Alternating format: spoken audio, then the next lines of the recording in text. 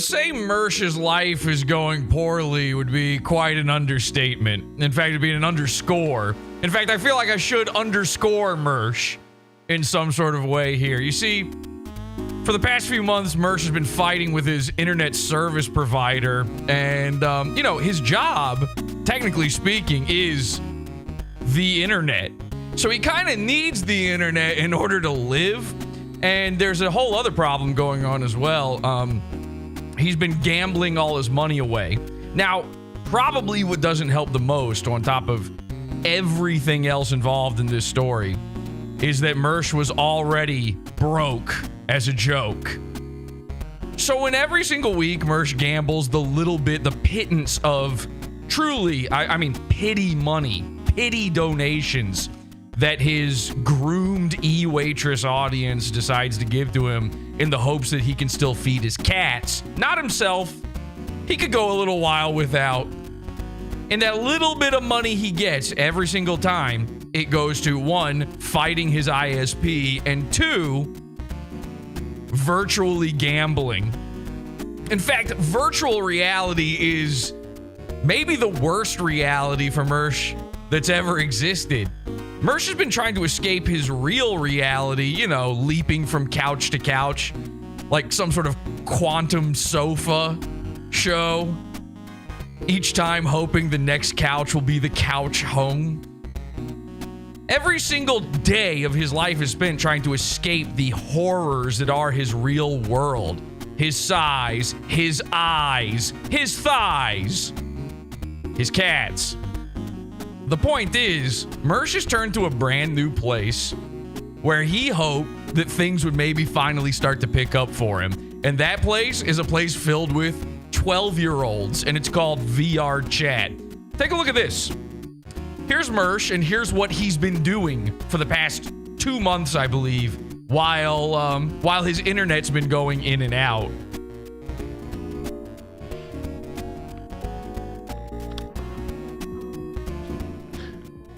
Does Liberty Prime detect communists?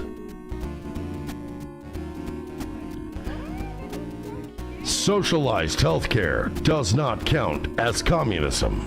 Wait, that's so different. That one's Liberty Prime being ignored by women. Women identified as threat. Non-voters identified. What is happening? I thought you were upstairs. You sounded so far away.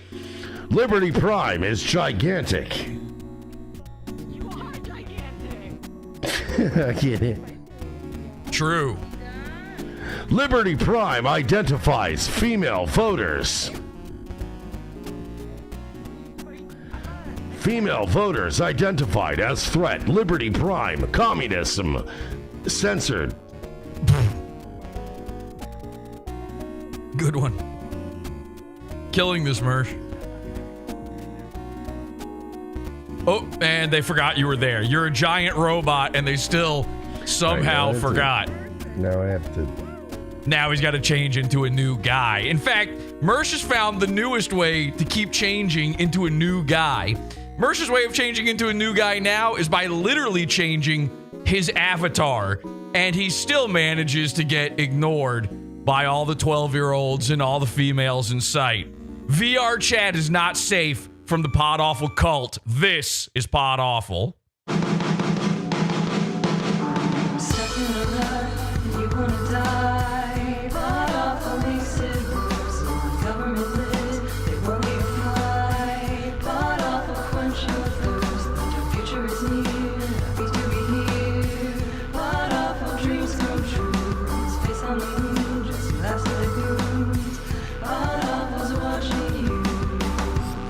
Okay, I gotta shut the door. I can't do this anymore. I can't fucking do this anymore, man. I can't. Yeah, man. Yeah.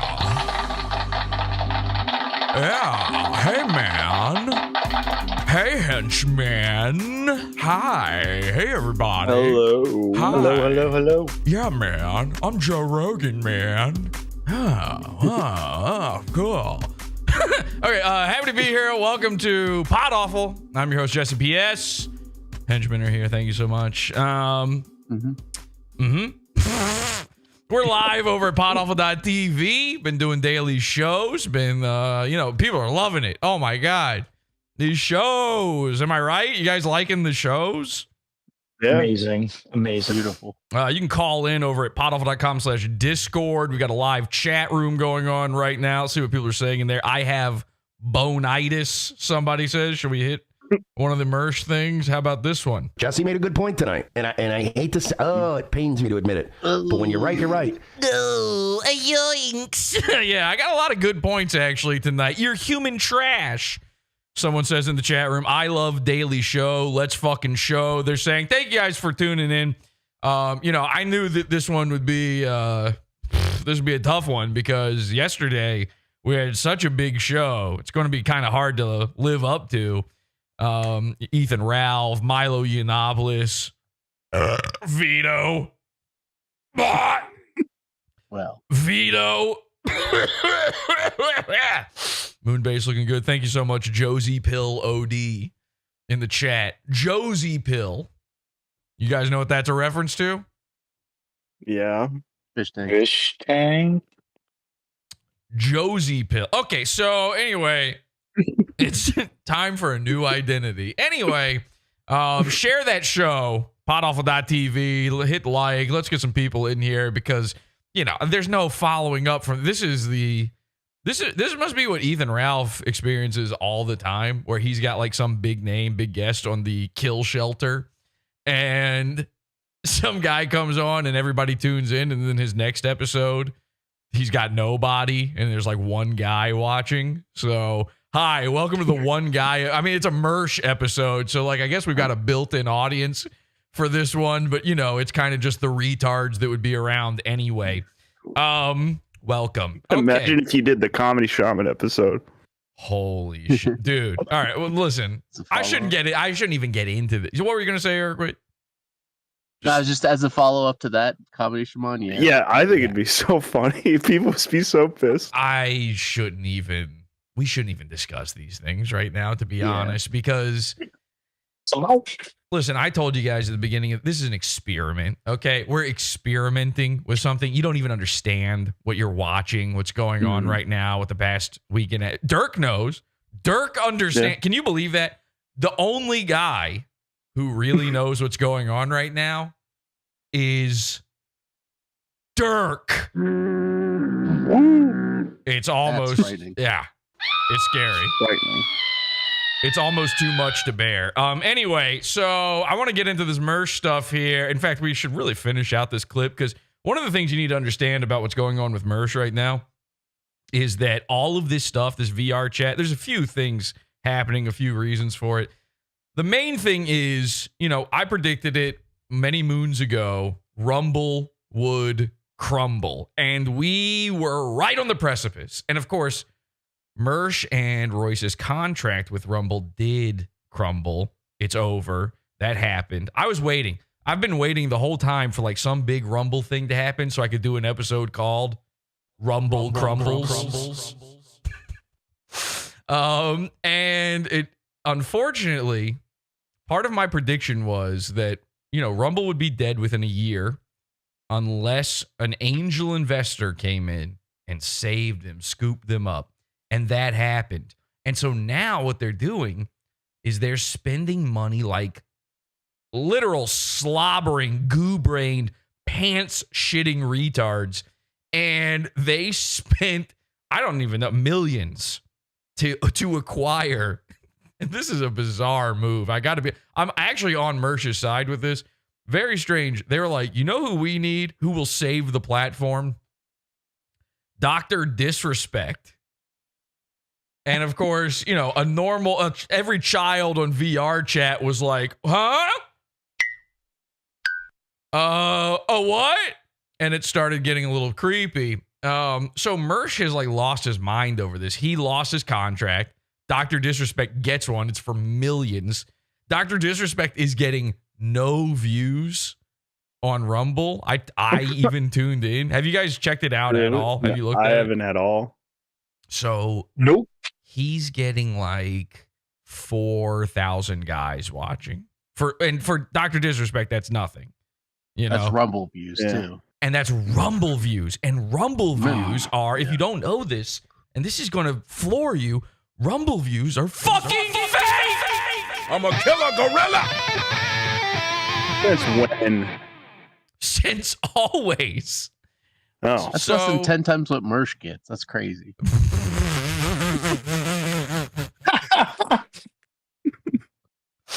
So obviously Mersh is losing it. Even Mersh finally had to like have a little come to Jesus moment and kind of go like, these numbers aren't real. Did I ever play that on the show? I think I did. Even he has finally admitted like Rumble's botted. And one day it's all going to come crashing down. It's going to be spectacular. They're going to be sued. The government is going to be coming after them. It's going to be really, really bad. You know, they're a publicly traded company, which shouldn't be possible. That's psycho right there. That was their first mistake, to be honest. Their second mistake, hiring Mersh. So Mersh has like lost his mind. And, you know, he's always getting banned on Twitter. And whatever his last account was, I guess got banned again.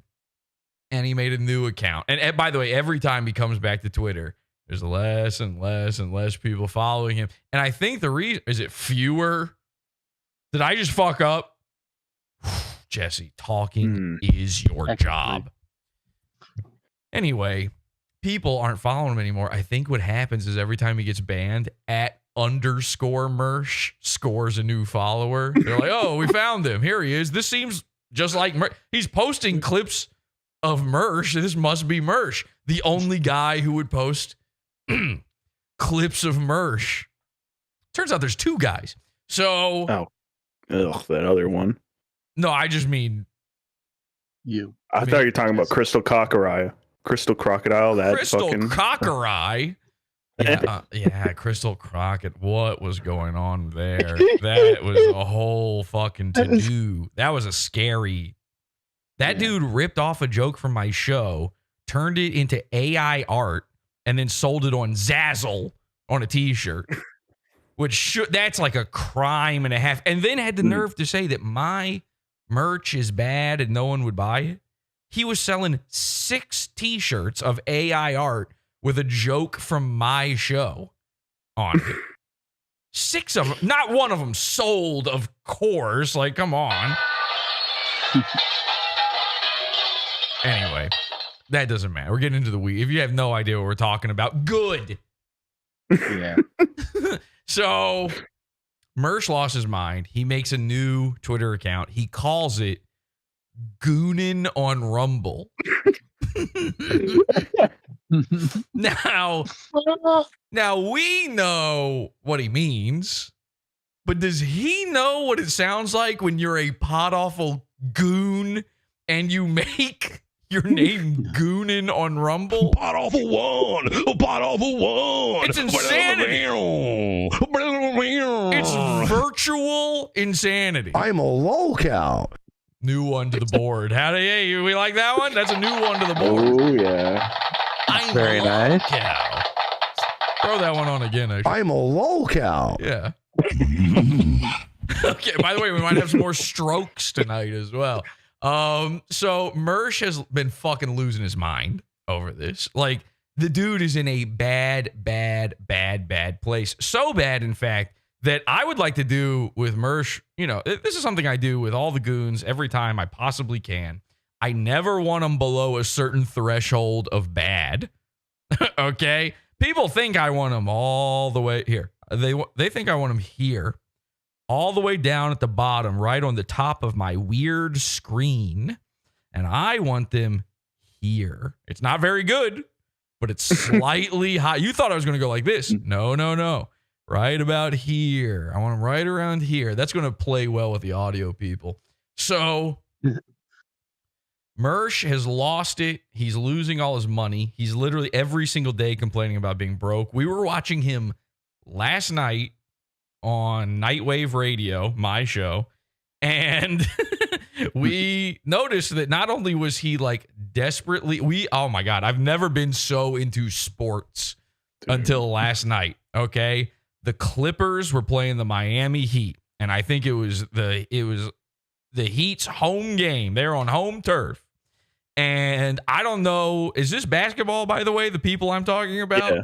I wasn't watching the game. I was watching Google and just watching the points go up and down. Mersh said he had basically his entire life savings riding on the Clippers. And I was going, no. Ah! Unfortunately, the Clippers did win, so that stung. I've never felt so excited about a sport in my life. I might start doing what I refer to as anti-gambling, which is where you gamble against another guy and only that. It just whatever he pick, all of his picks, I pick the opposite and hope that I'm a luckier guy than Mersh. And by the way, I am. So I guess That's Mersh. a great idea. Huh? That's a great idea. I mean, just yeah, that'd be fun. Right? We should all do that. Keep track of the total. Yeah, is there like a website that lets you like track bets and then you just enter in the opposite bets of Mersh and see what we would have won compared to him? We gotta figure this out. If there isn't, we gotta make that website. I don't know. What is somebody in chat or does anybody here know what the site is that Mersh, like he talks about the site. He uses like mybookie.com or some dumbass shit run on a Russian server that, they probably promote on kick.com. Hi, Kick, by the way. We're live on Kick. I never look over there. Are there any children? Whoa. Oh, yeah. Kino Casino's probably live right now, huh? I don't know if you know this, Kino Casino's having the craziest episode they've ever done in their lives right now.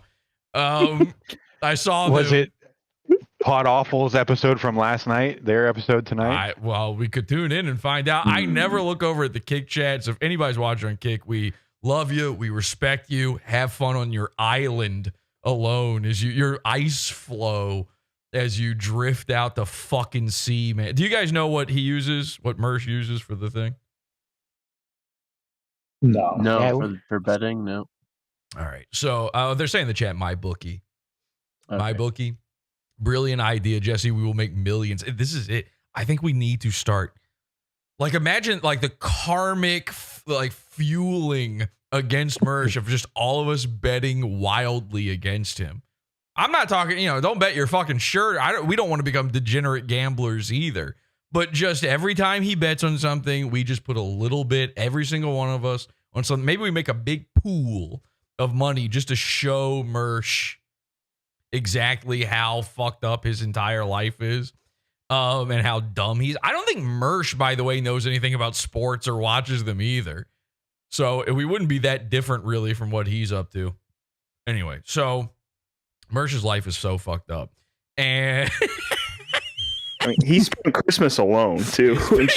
yeah, he didn't even, because here's the thing. He used to go home for Christmas, but like who's he going to visit a graveyard?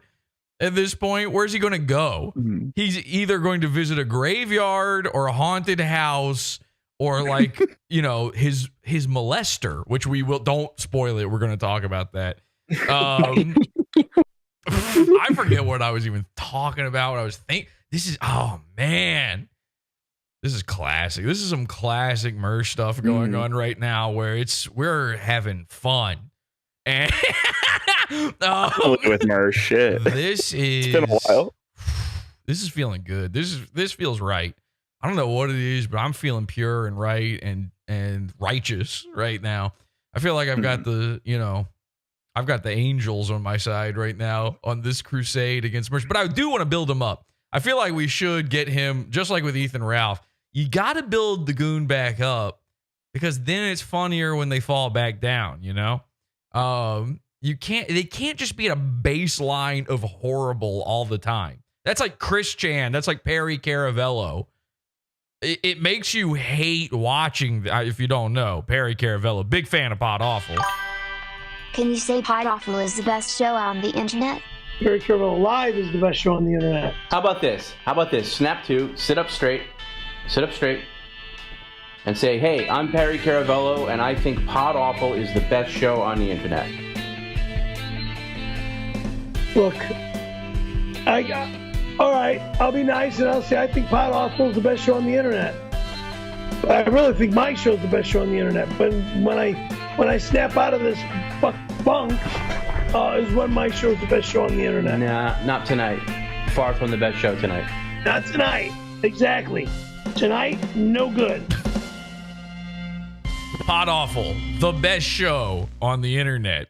You know the worst show on the internet? Another show I own, Nightwave Radio. So Nightwave Radio, because of Mersh's foibles, and we gotta be, you gotta, sometimes you gotta dance. You gotta do a little boot scooting, a little shooting at your own feet with two pistoleros around certain topics and things. We want to laugh at foibles. We want to laugh at, silly mistakes. We don't really want to laugh at a guy whose life is falling completely apart and his entire world is in tatters. He's alone on Christmas. His internet doesn't work. He has no money. You really don't want to laugh at that. What you want to laugh at is what he chooses to do with it. Okay? And what Mersh has chosen to do with his life in all of this time is he's been going on to VR chat dressed as Dr. Disrespect, who, and again, let's dance here. Let's dance around this. If you understand my drift, we're going to get a little paranormal with what we're talking about here. I got excited. Whoa. Very excited to see all of this. Why would you be excited about that? We're going to be talking about a very specific kind of topic here for a second, and I hope I'm not done with these kids by a long shot. I hope you understand where we're going, okay? So everybody stay on the same page. But Dr. Disrespect, if you don't know, was accused. He's one of the Earth's accused. And he was accused by, what do you call a small adult? But they're younger. A midget? Yeah. So that's the M word, Dirk. So Dr. Disrespect apparently was talking to a little boy, girl, I don't know, but it was bad, and everyone agreed that was bad, except for a company called Rumble, and then Rumble gave him $7 million for doing it, and Mersh $20 million, $40 million for doing it. What a hero. 6 million, not one more, not one less. But Mersh lost his mind, so now he dresses up as Dr. Disrespect, a man who is accused. And he goes onto VR chat and he talks to the little adults that Dr. Disrespect was accused of. Okay? Do you understand? Does all this make sense? Is this adding up for anybody? Because it isn't for me. He's gone, though. There's something that has... Mersh's brain has lifted, okay? He's not fully formed, but he is modulating pretty hard. He's method acting. There's something going... There's a crisis action going on right now. He's a crisis actor, okay? There's a financial crisis going on in his wallet, a mental crisis going on inside his kooky little empty head, where if you shake it around, you can hear dice rolling around in there. Snake eyes. And he's acting upon it, all right? What we've been witnessing for the past 2 months now, the people over at r/Mersh have been doing a great job of keeping track of this. They've been loving it. What we've been witnessing now is a spiral, a downward, horrific, toilet-style spiral of a man, and unspooling, if you will, a classic Potawful unspooling. So what did we do to lift Mersh up, to bring him back to right around here? We decided to join VR chat. That did not go well for Mersh. Now, I want to keep playing this clip here. How much longer is this? Let's watch a little bit more of this. She's gonna be like, the fuck was that? Ugh, the smoking cat. All right, now this is... Oh, yeah. So Mersh has a stable of character. Again, he's a different guy. He's Jim Mersh. He's gambling Mersh. He's crypto Mersh. He's caller Mersh. He's spinster Mersh. He's smoking cat Mersh. And I know what you're thinking. That's the same Mersh as usual, Jesse. No! As a matter of fact, Mersh's real identity, according to Mersh, is that of a cartoon smoking cat. So he goes onto VR chat dressed as a cat who smokes. And you know it's good. You know you're doing, oh man, you know you're doing real good stuff. You're putting things out into the world that are working. When, if you boil yourself down to things about your life, one of them is a cigarette. Okay? When you're like, what really says me, this guy, this fucking thing? And then he does this big pear shape in the sky. He says, what really, if people think about me, what's the first thing they think about?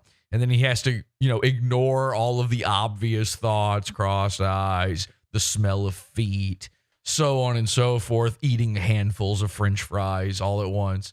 And then he gets to cat and smoking. He's like, well, I do sound like this.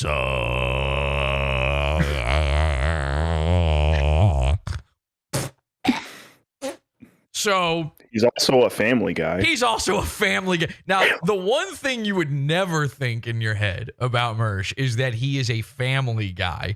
But that's where you're wrong, and you'll see in just a minute here. He's Dr. Disrespect. He's so many guys. This is my chosen avatar.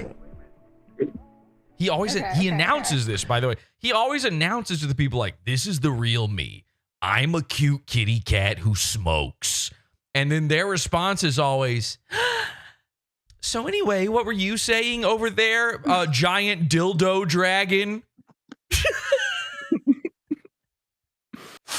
These guys, by the way, there's like 12, you can barely see it. There's 12 Juju the cows sitting around here, and they're like, we would rather talk to the Jujus, to be quite honest with you. And we like to go around and stream and have some fun. They didn't ask. I want you to understand, I haven't skipped anything in this clip. This is right where we left off at the intro of the show. No one is asking him about this. He just turned into a cat and started monologuing to them. They're in the middle of trying to... Also, somebody wrote 1488. I don't know if that matters. Maybe Mersh is actually in the right place. I don't really know what that's about. But they don't know him. They don't care. These guys probably know each other. They probably hang out like all the time in VR chat. I don't know nothing about VR chat, by the way. Like I'm, an adult man who is into adults. So I've never partaken on VR chat and get rises out of people. But why is everybody so cool tonight? You guys are amazing. You're lovely. This is how sad it's gotten. Mersh is trying to make actual friends with the VR chat children. You guys are lovely, he said to children. A sentence you are now allowed to legally say. First the criminal, then the civil. We need to get that as a drop, actually. What do I have on here? I need first the criminal, then I'm all full up, but we could probably get rid of one of these for that one. This is my it's because I'm home. I'm in bed. Oh, you're talking to a kid in bed. You're lovely. With my instance, we have Plus, a lot of Princess fun, chill, keeps like-minded it chill people here. Yeah. I keep the trolls out. Well, I mean, but like I literally was trying to like be a troll, but like we don't troll in a horrible way. We just troll in a let's. By the way, brace yourself for the amount of N-word you're about to hear tonight. Probe them a little bit. I don't even I didn't edit anything. We're going to get in big trouble with Milo in the past few episodes, Ethan Ralph, this video I'm about to play for you, YouTube. I don't know how we've survived. Kind of way, and then like when they're cool, we leave them alone. And then this is one of those servers. There's a lot of servers. They're saying in the chat, Mersh, no. Stop this. Where was Please. that voice? Where was that going on in your head during Where we just scream about communism and liberty, and then like you're like, nah, you're cool, man. That's you're very tall, and then you're like, oh. He's never heard that before. Yeah, that's the thing is you notice in the beginning of the show that he's a robot, and so he's really big. And when she said like, you're so big, he didn't know what to do. I hear that all the time, obviously. Mm-hmm. That's something that people just come up to me and say on the internet sometimes. They walk up to me on the internet street and they say, You're so big. And I go, oh my God, thank you so much. I love that every time you say it. Mersh has never heard that before in his entire life. He's like Ethan Ralph height, you know? Big robot. You're not big, pretty robot, man. You can try. Sometimes we even say the N-word. On the rooftop, there might be. Sometimes that does happen, or sometimes somebody will say there's a miner here, and then I'll do this. Watch this. And he's just gonna start jacking off furiously. He's got an emote for that. Ah! He's switching. Last night it looked like he shoved his hands up his ass weirdly. Yeah, that was yes. You pointed that out. There was a moment last night on Nightwave, it's unrelated to this video, where he took his hands and he scooped. Okay, he did a pooper scooper, a scoop de whoop de poop de Kanye style. His hands were under and going up. He was on a fact-finding mission inside his own hidey hole last night. I'm not kidding. You can go back and I'm not gonna fucking pull up the clip. Actually, maybe we should. Because he talked about the show from last night, didn't he? Oh, fuck. Yeah, he did. Could somebody grab if you can find like around the timestamp, at least in the neighborhood of, we should probably go over that. Is it happening? Oh, so he just turned himself into Dr. Disrespect because he's talking to minors. Oh, I'm sorry. Did somebody say minors? Because the two-time. This is so funny because you explained that that's the joke and then you did it for them. So you're hitting it out of the park with these horrifying, lonely people who spend all day on VR chat. Wants to DM you. Gaming on Rumble. You know, Rumble spent. No. 20. No. 20. They gave him stocks to 20 million for him to get a third of what he's still getting on YouTube. Mersh, you're starting to sound obsessed. Obsessed much? You're right, my dear. Short Rumble. I'm waiting for it. Short Mersh. Until then, I have to manually do it for my Discord. I know there's bots you can do it, but I just manually do it. I think they're kicking us. I don't know, but you guys are fun. I'm sorry. Take care. Have a good one. They're kicking us. They're kicking us. They're kicking us because you wrote 14. Look, who's the fuck? Is that Dan Snot or who was writing 1488? Even Mersh, his own audience is trolling him while he's doing this. Hi, Boat. By the way, Boat just called in. Again, you can call in over at podawful.com/cult. Join the call-in channel in Discord. You got something to say, Boat? All right, great. I'm so glad I just so excited to go over this VR chat stuff. Oh, okay. Idea. Have you did you already see? Oh, you were in. You did it. You were one of the people. Yeah, I totally forgot, man. Yeah, people have, of course, over on r/Mersh _Mersh has already clipped this. I mean, this is kind of old news at this point. It was like 2 weeks ago. But Boat and Urquit managed to were the first two to get in and fuck with Mersh, and it was really, really funny. We'll go over it in just a bit. Who did that? I want to make sure I remember it. Oh, it's fucking stupid Lucas. Don't be antagonistic to the cool ones.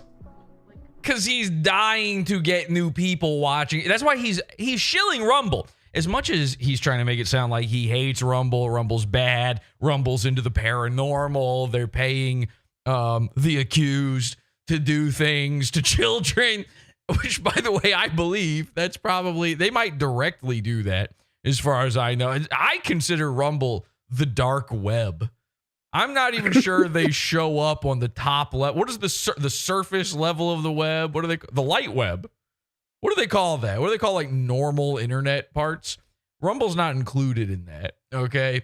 As much as he's talking shit on Rumble, he's talking about it to these strangers who, by the way, don't know what Rumble is. They've never heard of Rumble. No one has. To borrow a phrase from Milo, and what exactly is that? What is Rumble? They don't know what he's talking about, but he's telling them about it, hoping that they'll go check him out. He says, I'm on the front page of Rumble. I've got just as many people watching me as Dr. Disrespect. Well, you're also standing there dressed as Dr. Disrespect, which I've never seen Dr. Disrespect dress as you. And furthermore, if you're on the paranormal platform of Rumble dressing as Dr. Disrespect with the same number of viewers, that kind of gives off a different vibe. I'm not so sure that you're projecting the things that you want to project with that. All right, so I want to do this. We're going to come back to the Mersh stuff in just a second here. But we should, I keep mentioning these last few episodes we've done. We should go over a couple things relating back to those. We've got here, check this out. This is clipped by Stalin19, Joseph Stalin, the communist dictator. And this is, I don't know if you recall this guy right here. This is Aaron. All right. Aaron something. And he's from a show called The Steel Toe Program with Wheelchair Johnny. And they got a little bit of a mention on the show last night. So, of course, Aaron talked about it.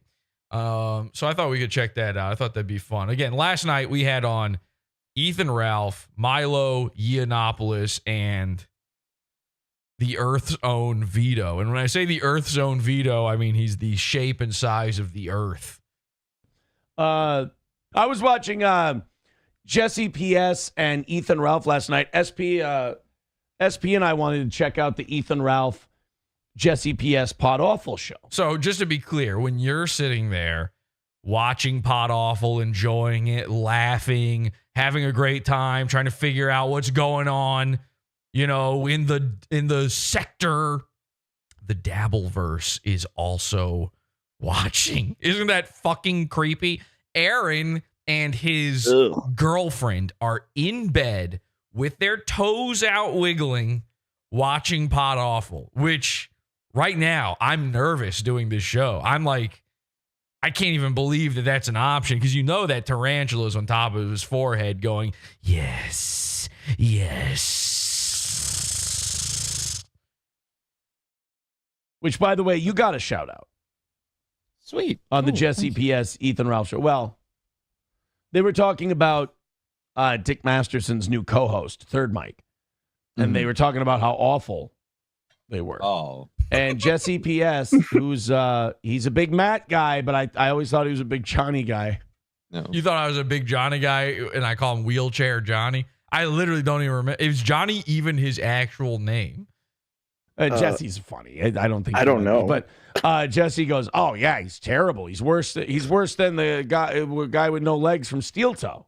Okay, what the? I did not say that. I think Ralph said that, right? Somebody said it, but it was not me.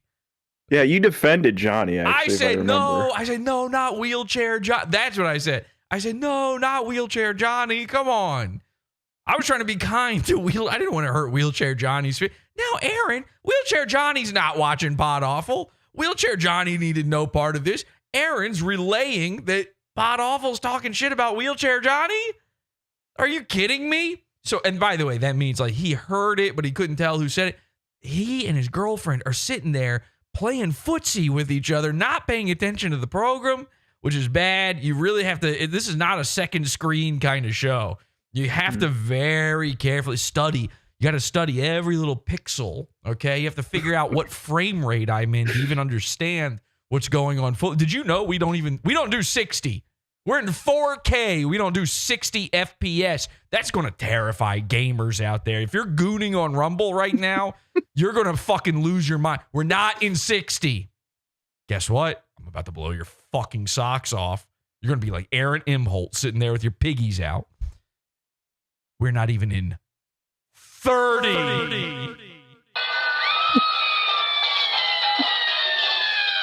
Can you believe that? Did you even know that? Did anybody here know we're not in 30? Now, YouTube might tell you we are. I don't know. We're lower than 30? We're lower. Whoa.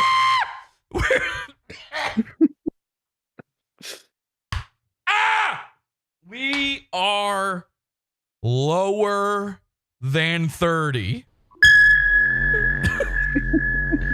Okay? And you're sitting there going, Jesse, you can't afford more than, what are you at, 12? And no, we're not at 12. We're at 24. Okay? I know what you're thinking. Why aren't you at 30? Why aren't you at 60? I have an ultra-wide monitor. I need you to be at 60 frames per second while having the two biggest black bars taking up most of my fucking screen. And you better have me in full screen. You better have me in full screen, not on a second monitor. Main monitor. Move all of your work elsewhere. That's your second screen now. Why? Who knows? Who knows why? Maybe I just like it. Maybe I just prefer 24. It was good enough for the movies. It's good enough for fucking you. I'll tell you that much. Anyway, so Aaron's sitting there. He's not paying any attention to Potawful, which is literally a crime. And that spider is whispering in his ear going, tell Wheelchair Johnny Potawful hates him. None of this ever happened. So he was giving you a compliment. You're better than that guy. I'm better than that guy. You're better than that dude. I have legs. They just don't work very well. But all right, yeah, no, I'll take He's got legs. He doesn't know how to use them. I'll take it. I'm better than that guy. Sweet, cool, thank you. So we were... I don't even know that guy. By the way, I didn't even know Dick had a new guy on his show. So I couldn't have even made that comment. We got to check out this new guy. You know, Sean. I don't even know how to do the Dick impression anymore. If Sean's not on the show, Sean left the show of the Dick show. And he left it because, of course, he was tired of, you know, people assuming that he has sex with guys. And... why would they think that? I don't know. Well, actually, we could talk about that in a second because I guess he just didn't want to be around. Or, you know, the same episode where Dick announced that he is no longer, or no, that he is having a baby, was the episode that Sean said he's no longer going to be on the show. So then you go, is that related in some way? And of course, you start to speculate. You start to assume that Sean is the actual father of this demon hellspawn child that's coming out of Dick's Skeletor girlfriend. And the horrifying, you know, Rocky Mountain style visage of her face. And imagine that, by the way, Sean having a kid with Marie Valenzuela. Horrifying. The amount of twitching and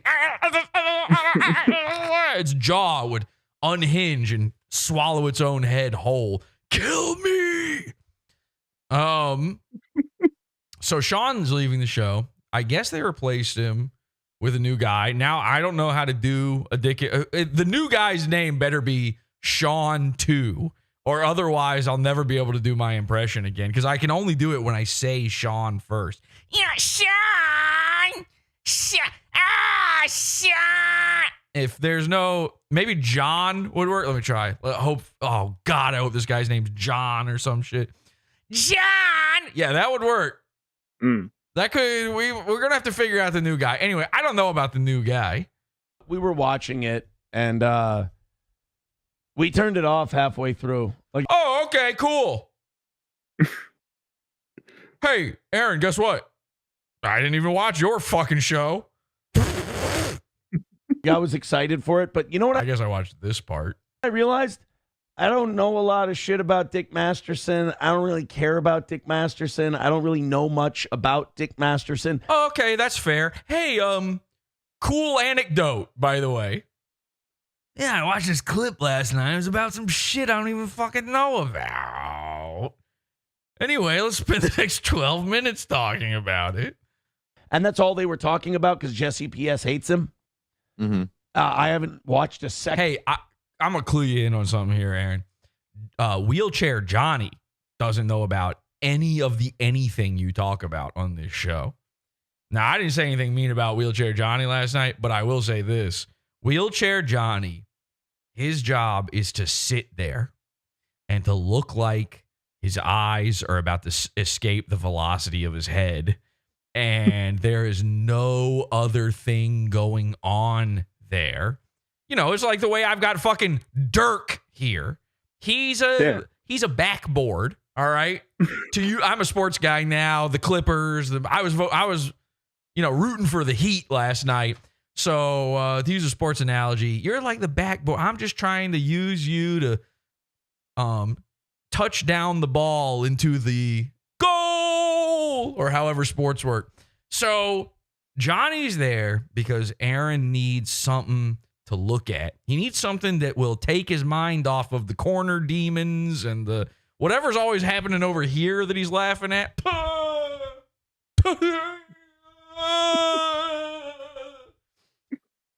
And there's nothing more distracting than, again, Johnny's eyes. They're hypnotic in a way. They're actually beautiful. It's like a deep, chaotic beauty, or it's like when you stare into the void. Although he is not staring back, there's nothing going on in there. And this is crazy. I know this would floor a lot of you. Wheelchair Johnny's never even heard of Nick Rekieta, okay? He's been on this show. He's been on this show for 17 years. He doesn't know who that is. He doesn't know who any of these people are. When they do, their stupid news segments on the Steel Toe program, Wheelchair Johnny's like, Kamala who? Who are you talking about? He's high, okay? He's not there. And by the way, I'm not a fan of junkies, but I think Wheelchair Johnny's earned it, okay? Wheelchair Johnny, smoke up, enjoy. In fact, get so high that your eyes are leaking constantly while you're on the Steel Toe program so that Aaron is good and distracted. Keep him away from whatever's going on. Hey, get back! Keep him away from whatever's going on over there. Make sure that he can concentrate, have rivers, just waterfalls coming out of your eyes. They're so red. They match your shirt. Maybe try this. Hike them legs up, throw them over your shoulders backwards, where they're just bendy and they hang backwards over your shoulders. Give Aaron something to look at, something to concentrate on. If he had that, by the way, a year ago, maybe he wouldn't have been toe tapping around inside the men's room stalls with Nick Rekieta and his wife. Not that I didn't want that to happen. That was actually an amazing moment for the internet, but still, you understand what I'm saying? Huh? Why was he dancing in the men's room? They were up to no good. Listen, man, I don't want to get into a guy's proclivities that deeply. Last night on the show, Vito kept bringing up corn and eating poop and stuff, and a lot of people were very upset by this. I'm going to be revealing some stuff in the future I hope I remember all these things, because one day we're going to talk about these shows. And when we do, I want you to remember that I got something to say about that moment right there. Okay. There was something going on yesterday's show that I don't think anybody understands. And, during the poo-poo talk? During everything. Listen, Lenny, it's a whole... Only Dirk gets it. Only Dirk understands. Because he is my big, bald distraction backboard where when he's there, he's like a parrot on my shoulder, like a pirate. You ever wonder why a pirate's got a parrot? Is it because their names are similar? Like, what made them want to hang out with a bird who talks? And of course, the bird doesn't, when the bird talks, when the parrot says stuff, it's not really saying stuff. It's making noises it's heard before. That's Dirk. Okay? When Dirk says a thing, it's like he heard a guy say something once, and it just it brings me comfort. It's like a blankie or something, or a binky. I want to take Dirk's big bald head and suck on it like a binky. And that's Wheelchair Johnny for Aaron.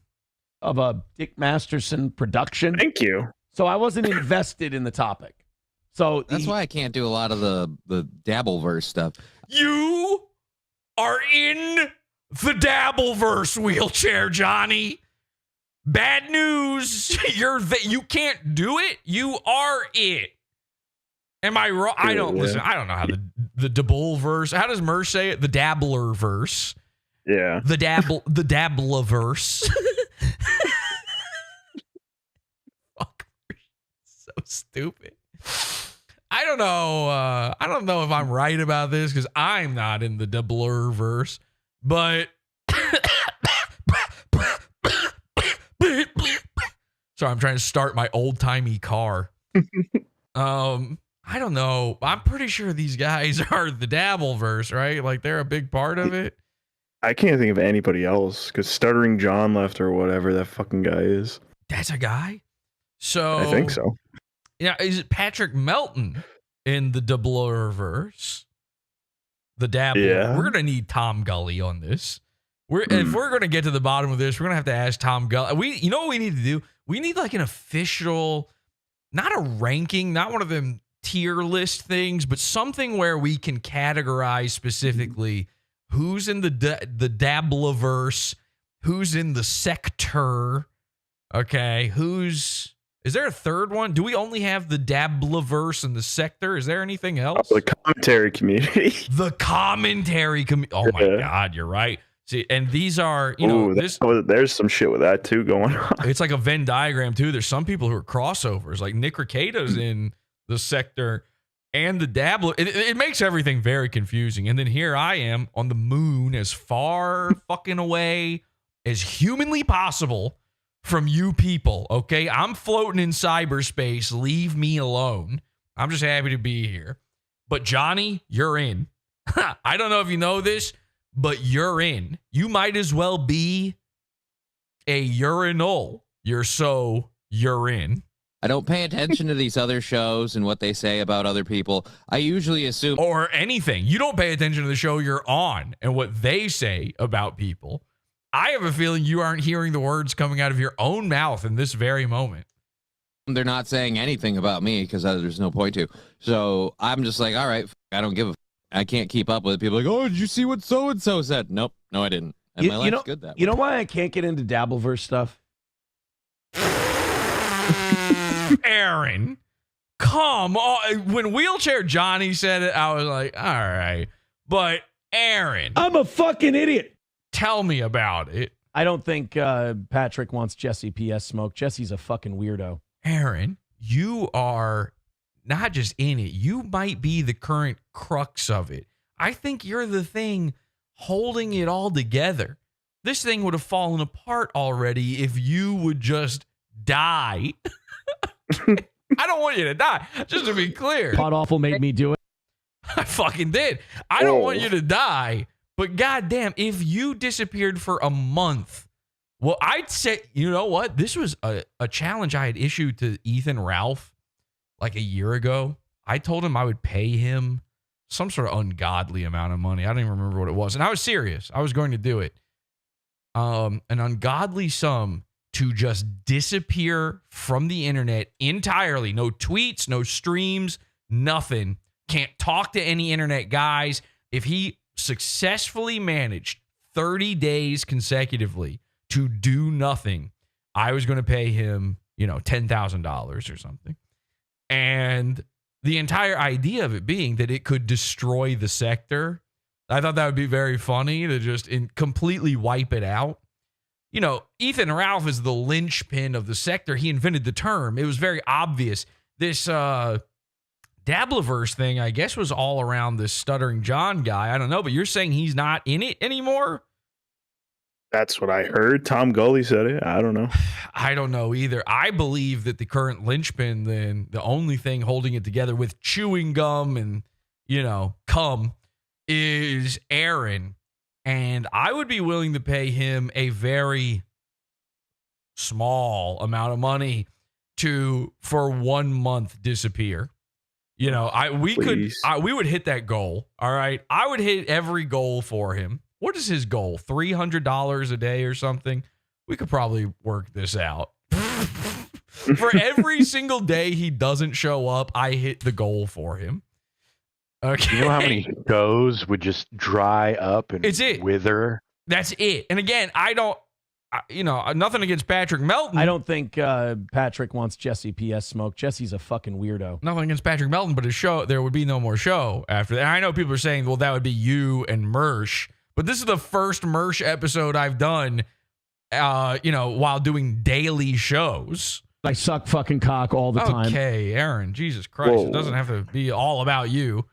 Why? Because all the people there are no fun. Like, everyone's like playing for keeps. I think Mersh, to his credit, came up with a good phrase, boomer blood sports. It's a bunch of boomers who take the internet too seriously. They think this is like Battle Dome. And it's just, when you watch it from the outside, I've said this many times, it's embarrassing. Like, you watch these people, like on Twitter. Like, I saw the guy that became a potato. I remember the last time. Okay, I'm out. I can't. Don't talk about Johnny like that. Right in front of him. He will end up a potato, but he's got some time left. I mean, some of his eyes are currently looking at you, Aaron. Come on, man. Damn, imagine having a tuber for a co-host. All right, anyway, once you say, I saw the guy who became a potato, I can't keep watching anymore. But there you go. So the episodes, they're getting around. People are watching, okay? People are watching Podawful. One guy watching Podawful, especially after last night's episode, Dick Masterson. Dick Masterson watched Podawful last night. How do I know? Because he tweeted it. He said so himself. Here you go, Dick Masterson. He tweets, Milo looked like shit / strung out last night, getting mogged by Vito. Maybe he actually was watching a different show. I don't recall that happening. I bet he hasn't been fucked like that since he was a kid. Well, you're the expert. But anyway, Dick Masterson watched Podawful. It got to him. It got to him so bad, by the way. Number one, so you go after Milo. It's Ethan Ralph revealing your secrets. It's Jesse's show, but you went after Milo. This is what he does every single time. When we put the cow in the back of his truck, it was Eric July. So it's just the most famous guy that's already in his stable of people. That's just where he goes every time. He went back and edited this tweet. It originally just said Milo looked like shit, and then he went back and added in the strung out part. Not a great idea when talking about the episode where you are revealed to have a research chemical drug drawer, by the way. I think Ethan made some good points now when you think about it. Like, is this an addict complaining about addicts? Now, I don't think Milo was strung out or even seemed like it, but whatever. Anyway, this guy, Wee-Wick, says, why did you dress up as Juju the cow at a party with Ethan Ralph and the Odyssey CEO? And he provides a clip from the show. Dick responded to this, to his credit, and says, Julian, the guy from Odyssey, was dressed as a farmer. Oh, my God. Dude. What is the implication there exactly? So you're a lol cow, he's the farmer because he owns the website where you're uploading your videos. Why was your wife also a cow then? Your girlfriend was also dressed as a cow. Is Julian in charge of her too? Does she get milked? She's got nipples, Greg. Can you milk her? So, also, like, if you're a cow and your girlfriend's a cow as a costume, you're both the girl in that scenario. I don't know if Dick really thought this one through, but ladies and gentlemen, Dick Masterson confirmed the Juju the cow costume. So this is now official. Ethan wasn't lying. Like, Dick could have said, no, that didn't happen, or just not replied. He gave up and told everybody Juju is fucking real. And of course, this isn't even the first time he's admitted it, but Ethan was telling the truth on the show, which is pretty fucking impressive if you ask me. But Jesus Christ, Milo looked like shit / strung out last night getting mogged by Vito. I seem to recall Vito running away from the conversation. Like, he literally just took off. Rage quit out of it. Vito actually replied about this. Hang on a second. I wasn't prepared for this part, but here we go. So I tweeted, I said, Also, Dick got so mad at Milo for making Vito rage quit that he had to go back and add a new insult to his tweet. Vito quote tweeted me and said, "Me leaves a voice call while laughing at how stupid it is." He was not laughing. And then he says, "The sector, rage quit, blown out. Oh my God, LLLL." I'm not the sector, by the way. I'm one guy, and I'm the one guy who you agreed to come on the show of for like the third time, by the way. But that's not what happened. You weren't laughing and having a good time. So I replied to him. I said, "You asks a former gay guy about eating shit while talking about kidnapping children and raping them. Dick mogged. Milo got mogged." Am I losing it? I don't think that this might be one of the weirdest moggings I've ever seen, to borrow a phrase from Mersh.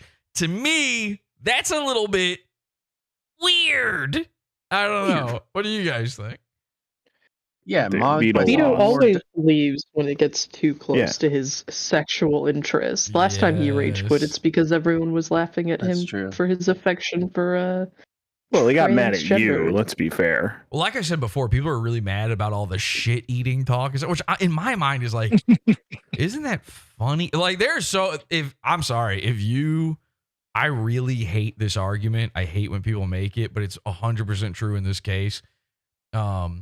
If you are that upset by a guy talking something that crazy, that silly, that funny, because it's like weird and gay, you're not really that comfortable with your own sexuality. Like, when I hear a guy talking about another guy eating butts and poops because he's gay, no part of me starts going like, "Oh, I can't hear that. I might turn gay." Poof, and I've just explode into a pile of roaches that all start fucking each other. So I don't know what the thought process there. Like, I get it. You don't want to hear about poop, but it's like Vito was saying, it was Vito. It was your guy saying it. Like, most of these people were dick show guys that are saying this stuff. It's not like Milo brought it up. And one guy was complaining on Twitter about it. He's like, "I had to tap out with all the poop talk." And I was like, "Hey, man, listen, it's to be expected when you invite on a gay guest, Vito." Yeah. I'm talking about Vito, of course, not Milo when I say that. Vito had sex with guys, all right? So when you start accusing another gay guy of eating poop, you've got 4 fingers and your own penis pointed back at you. I want you to remember that, Vito.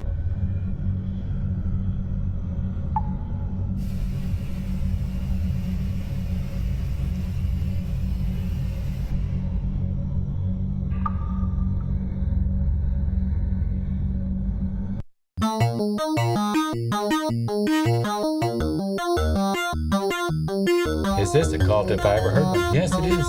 It's a cult. I mean, it's the cult of cults.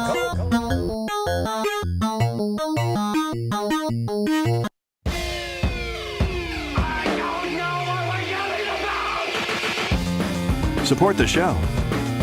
Join the Pizza Fund. Potawful.pizza. Pizza.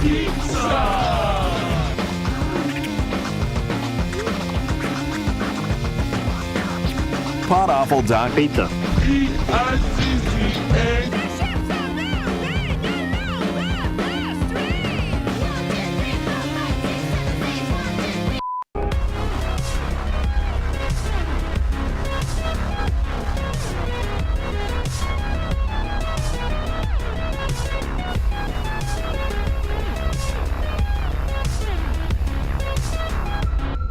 Poop is funny, they say in the chat.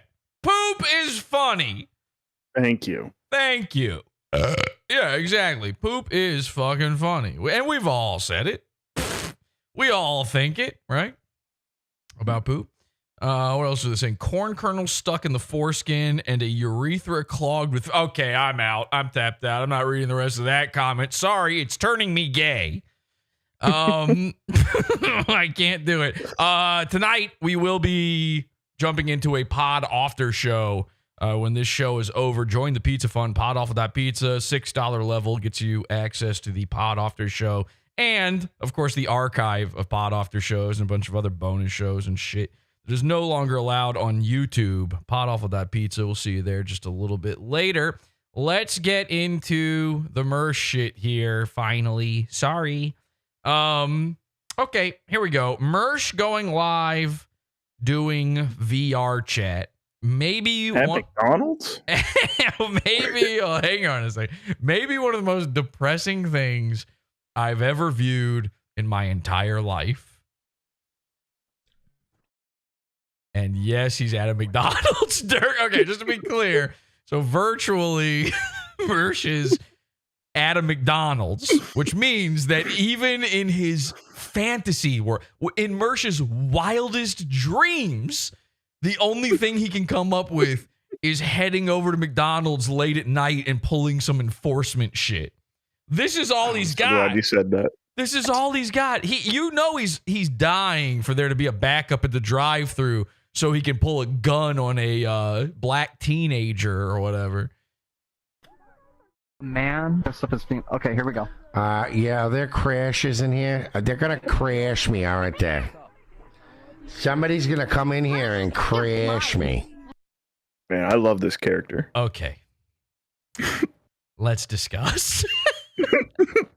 I don't even know what to do with this knowledge. I don't know how to tell you guys this without feeling like I'm going to kill myself.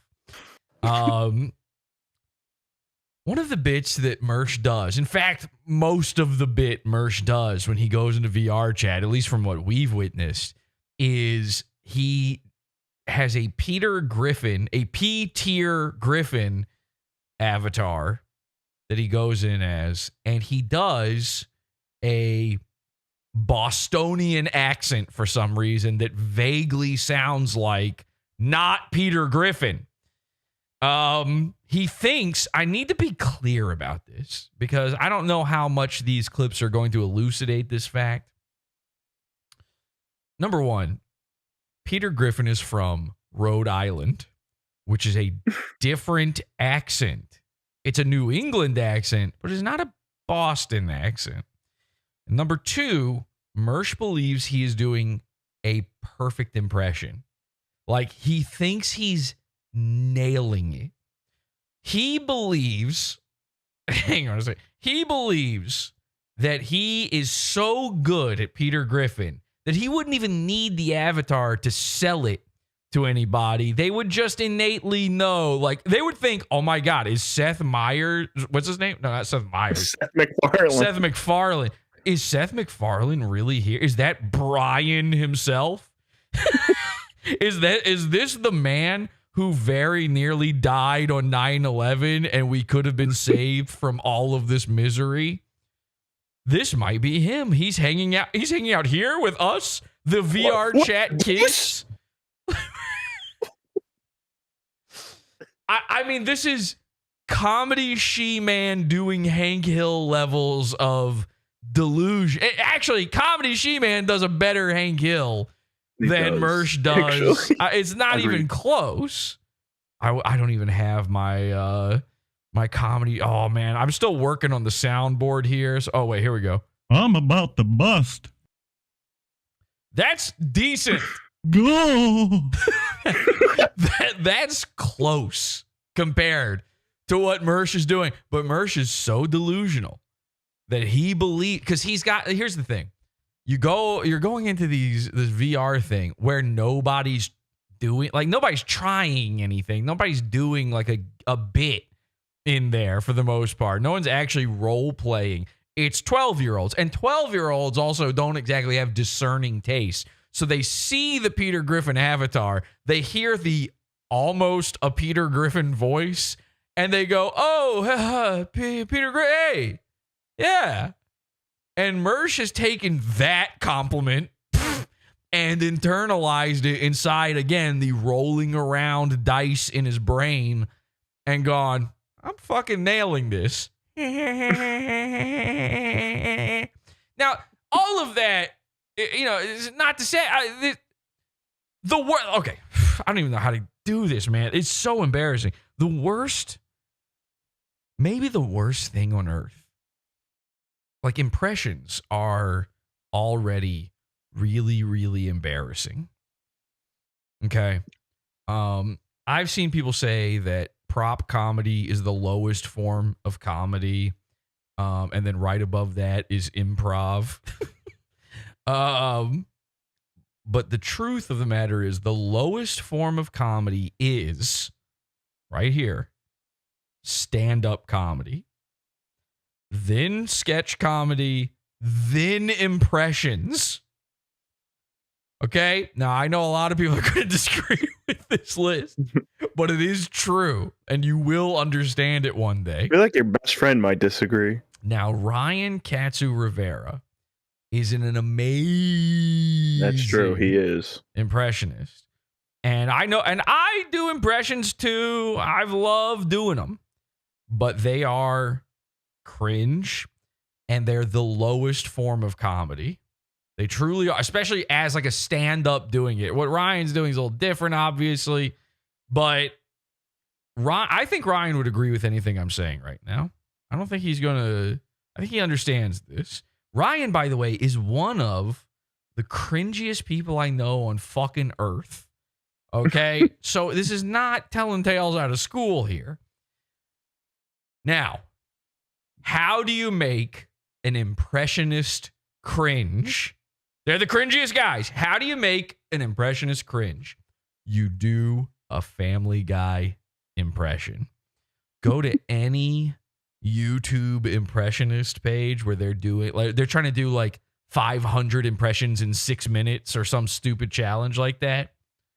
And time how long before they do Stewie Griffin and Peter Griffin and Quagmire, okay, and Cleveland. Every single person who can even remotely do voices can do Family Guy voices. They're the easiest ones. And this is what, and Ryan and I make fun of this all the time. We talk about this shit all the time. It is unreal. He's sent me videos before going like, it is crazy. Like, go to this timestamp. What you're going to see is going to kill you. You will die from watching this. And then I go and I watch it. And after I pass away and then resurrect into my new life under Christ, I contact Ryan back and I go, you know the worst part? I know this guy. I met him in real life. There's this guy. Oh, man. Maybe I shouldn't say this. There's a guy. If you were around for the Madcast Media days, there was this guy called Mikey Bolts. And he was like friends with Maddox, and he would be on Maddox's podcast. And when I went to LA and I was on Maddox's show, he was there. And I didn't really know any, like, I didn't listen to every episode of Maddox's show, and I didn't really pay attention. And so I didn't know who this guy was at all. He was a huge YouTuber. I don't know if he had 1 million subscribers. He had tons of them, though. He was huge. And he got huge by doing videos where he would do 70 impressions in a minute or whatever. And all of those impressions basically were Family Guy. It was just doing Stewie. You're just doing Stewie. And that's not an impression. And that's a baby too. Almost any cartoon impression doesn't even count. It's not real. I'm about to bust. Go. It doesn't count. It's already a voice. It's a voice that a guy can do. Or you're doing someone else's impression, basically, when you do a cartoon character voice, because they probably modeled it after somebody they had heard before. Or something like that. You know, cartoon characters, all of their voices used to just be impressions of like old-timey TV and movie stars, but you were too young to know who those people were. You know, like Ren from Ren and Stimpy is Kirk Douglas mixed with Peter Lorre, and Stimpy is just Larry Fine from the Three Stooges, but in your head, they're Ren and Stimpy, right? Like, that's how impressionists make voices. They're just doing some guy they know from when they were a kid. Point of all of this is, when you do Peter Griffin, there is nothing worse on earth.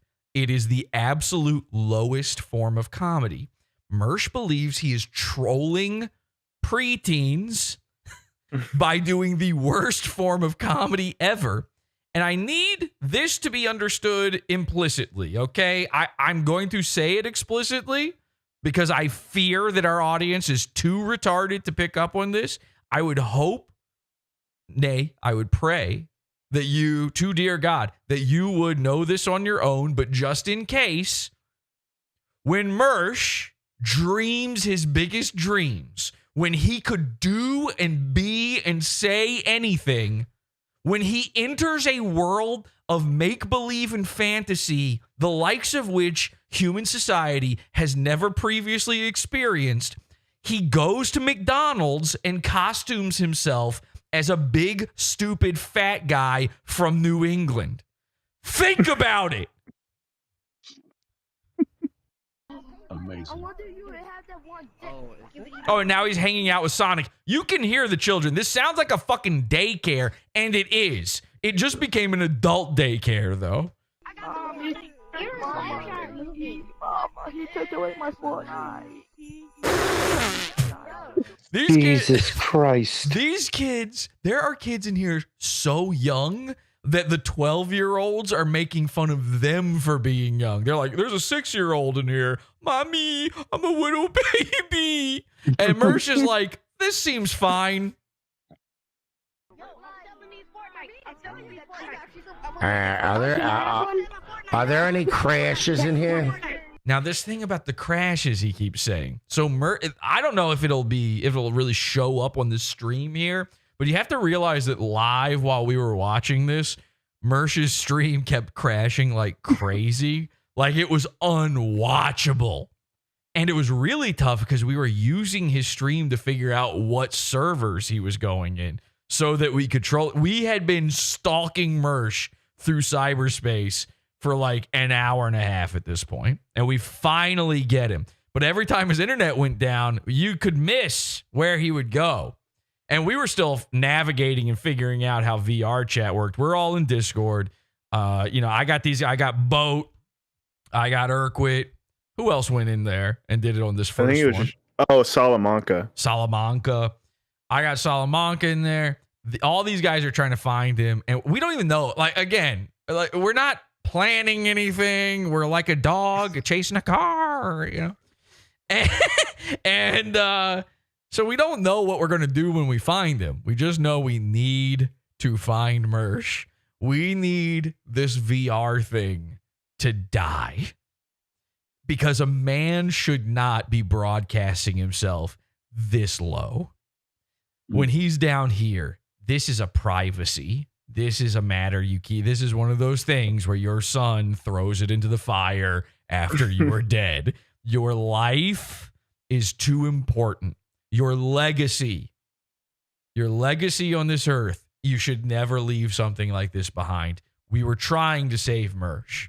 And keep in mind, I'm the guy who got Mersh to permanently remove his live chat from screen. As you can see, it is replaced with a QR code, something even worse, but a simple raid of his chat, and he has never once shown his chat on screen again. So I figured if we can get Mersh to remove his chat, we can certainly get him to uninstall VR chat from his computer. I think we came pretty close. He hasn't been going on as much lately. He's still dabblers in it, but he's kind of weaning off. But his internet keeps going out. And now he thinks that somebody else is crashing his internet. He's just invented this it's not that he lives in a poor people area. It's not that his ISP is a ripoff or whatever, or he doesn't know how to use the internet properly, which is, by the way, the real answer. The real answer to why Mersh cannot get his stream going is because he doesn't know how to work OBS settings. I'm not going to tell him how to do it. But anyway. Is there somebody here who can explain to me why people keep crashing me? They don't know what you're talking about. No one does. Your audience doesn't. Only Potawful knows what you're talking about. Run, this I've been outside. I got money. Okay, Is he about to start calling little black children the N-word? Because I want to skip that if he is. I don't know. I don't remember. I don't think he does What that. happens? I don't think he does. I think they think a call little him. kid. Yeah. Okay. All right. Well, as long as it's them saying it, they're allowed to do it. I give them the pass. It's their word. Well, no, it's our word. Okay, calm down.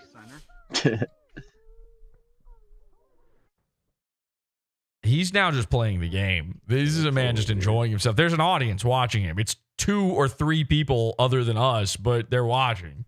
That's a weird thing. Also, the entire time he keeps complaining that nobody's sending in super chats.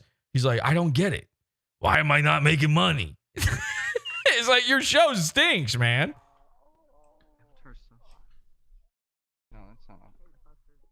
Hello? Oh no, bro. He says that to him. Jesus. Yep, I agree. Ooh. Oh no, bro. Oh, this is gonna be tough. This is gonna be a little. I don't know if this is gonna work. Let's see. Big board looks great, Colonel. Thank you so much. I see. This is the problem with the big board is I cover up Mersh, and I've been thinking about this the whole time. When I originally set up the big board, maybe I just scoot back here. We good? Can I still? I can barely still control the show at this point. But all right, let's see what we can do. Actually, hang on a second. If I switch this, will that? Yeah. Okay. Good. All right. Let me switch this over to another screen here, and that'll help a little bit as well. All right, so we're gonna watch this on the big board and really let you soak all this in. This is about to get wild. We have a henchman locking in on Mersh. He's being triangulated as we speak. Can I ask? Wait, I'm having like an audio error. I'm trying to fix it right now. My name is Thank you. I'm Detective Peter Griffin. My name is Dave. Trying to ask people's questions. Yeah, man. I don't want this. I didn't give it to you. Oh, I think So there's just a wolf having a crisis. And unfortunately, Mersh has walked up to him in the middle of this. Now Mr. Wolf is very scared. He doesn't know what's going on. Small child gave that to you. Somebody says, this reminds me of James. That's not inaccurate. You are now a Why is the pedophile. audio so quiet? I can't. Well, that's your problem. Oh, hello, giant. By the way, God bless the autist who went to the trouble not only just to make the McDonald's, but to put a Best Buy across the street.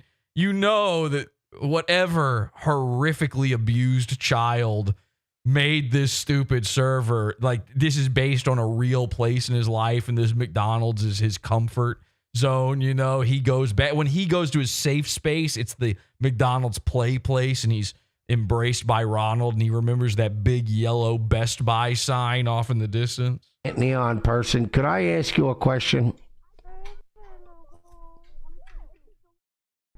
Okay, let me see if that works. Okay, wait, talk to me. Hello? I can kind of hear him. It's so quiet. Well, you should fix your wait. fucking shit, faggot. Okay, great. All right, Mersh is allowed. Just to the YouTube Indians out there, all the H1Bs watching, Mersh is allowed to say it. He's gay. Okay, ask the internet. Google it. Is Mersh gay? It'll come up. The answer is yes. Which one? Oh. I'm going around asking people. This guy can't even figure out his computer. Hey, I need help. He's saying that while he is doing a stream that no one can pay attention to or watch because it's constantly crashing. I need help.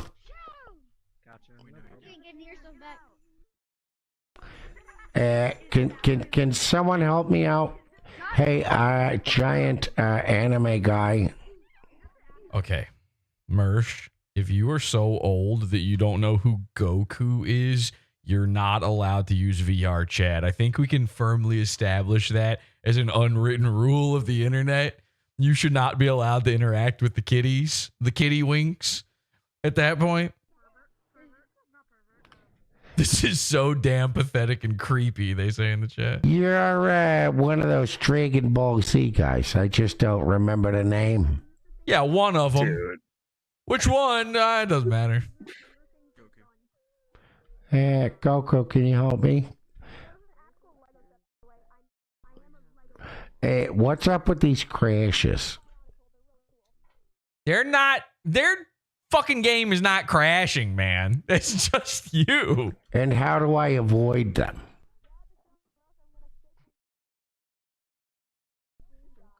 This is psycho. Does your game ever crash? Yo, I slap you. I slap you.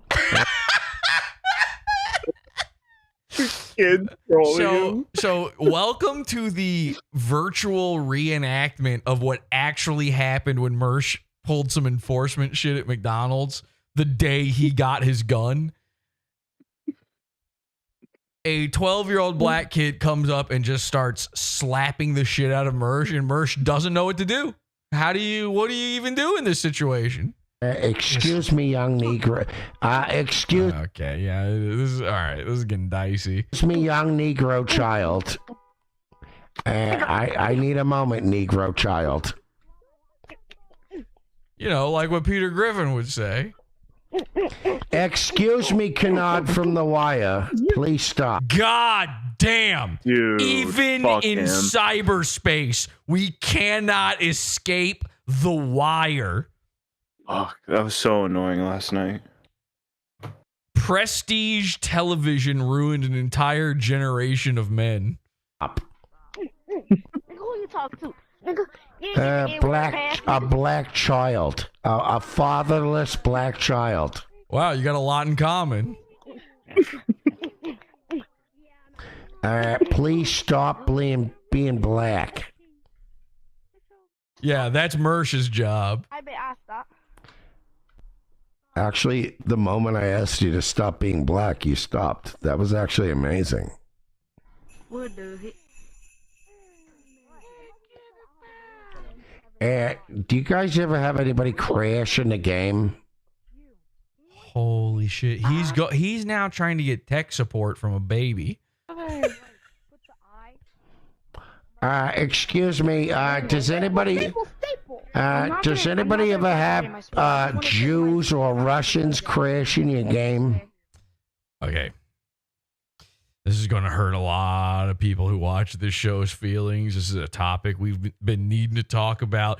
Take a knee, sport, okay? Grab your helmet, pop a squat. Everybody gather around. We're going to have to figure this one out together here. Being racist is officially cringe. I know. He ruined it. Over. It's been over. It was over before Mersh, to be honest, but now we are dealing in a very dirty world. By the way, this doesn't include Indians. You're allowed to do that one. That one's still on the table. Everybody else, though, God. Welcome to the fold. Black people, we are friends. Jewish people, we are friends, okay? By the way, you have to be. You have to be friends with Jewish people. And hang on a second now. Here's why. Because every single time you get into an argument on the internet with anybody, you become Jewish. You can't help it. The rule of the internet is everyone online is Jewish but me. And so you don't want to be stuck in a cycle of Spider-Man meme Judaism pointing where at that point you're Randbot. You've got a gay little secret inside your head you don't want to tell anybody. And by the way, that secret is that he's Jewish. So they get a pass. Not Israel, just to be clear. Free Palestine, obviously. It's a genocide. That might be the thing that actually wipes out this channel. But Jewish people just on, the balance. I'm not sure Jewish people are real. Like, you remember when back in the day, if you're an old man like Jared, I was going to say me, but now that there's an older guy here, I defer If you're an old guy, you remember there used to be a rule on the internet. Jared, do you know what I'm about to say? Oh, yeah, because I'm old. What is it? Oh, no, I don't. I'm sorry. The rule on the internet used to be there are no girls, there are no women on the internet. That was the rule. Okay. Ugh, only. And if I know they ruined it. The good old days. Good old days. And I know what you're thinking. Why not Jewish people? But I'm starting to believe that the new rule is there are no Jewish people on the. I don't think Jewish people exist because every single person I see accused of being Jew, which by the way, you know it's bad if being accused of being Jewish is like a thing. You like, like if somebody was accused of being a Jesse and everybody was like, no, then I would be pretty upset. And by the way, a lot of people do get accused of being Jesse on the internet. Make sure you've got your henchman profile pics, your clickhead profile pics. You should have a picture of me as your. I want everybody on YouTube having me or the show. I want everybody online is an alt. You're my alts. That's the way we operate from now on. That's a message to the henchmen. Check JK Ultra. So I'm starting to believe that Jewish people are a psyop. Now, the problem with this theory is who's doing the psyoping then, obviously, because if there's no Jewish people, then where do psyops even come from? And I'm starting to believe that the answer is me. So I've been accused of being Jewish enough times where I have to assume that maybe, hey, there might be something to this. Why not? Hey. Yeah, I am Jewish, and everyone on the internet but you is Jewish, sweetheart. I saw a thing the other day. This is a complete aside. Ooh, I don't know if I can talk about this on YouTube. I saw a thing the other day on Twitter. It was a video of these two Jewish professors. And I say Jewish, but they bring it up. All right. That's on them. And they're talking about how what they refer to as adult child sex is okay. All right. We'll refer to it as Dr. Disrespected. So I'm not joking. They said, I've been teaching this in my classroom for the past 20. Has anybody seen this clip? No. The guy says, I've been teaching this in my classroom for the past 20 years. And you can tell like it's like the first time two Dr. Disrespects have like met each other. They're doing that thing where they're like, yeah. You know, every time one of them makes a point, the other one's like, oh my God, thank you. Yes. Which is bad. And the guy's like, I just don't see how it's harmful. I mean, first of all, this thing about consent, number one, like Jewish people can't be real. Think about this. This guy said this openly. Jewish people are a myth. All right. Ask Adam Green. Somebody clip this and send this to Adam Green, okay? Jewish people are a myth. Ask Adam Green. This man's being accused of being Jewish all the time. You take one look at him, you go, I think he's a Viking or something. He's got runes for his name. And but then they're like, well, your last name's Green, so you must be Jewish. And he's like, all day, his entire day online is spent going, I'm not Jewish. That's what the man's life has become. I'm pretty sure you can have the last name Green and not. I know it's the color of money. I'm not sure it operates the same way as the last name Gold and Silver and Diamond and all these other things. Has there ever been a Jewish guy called, like Seth Money?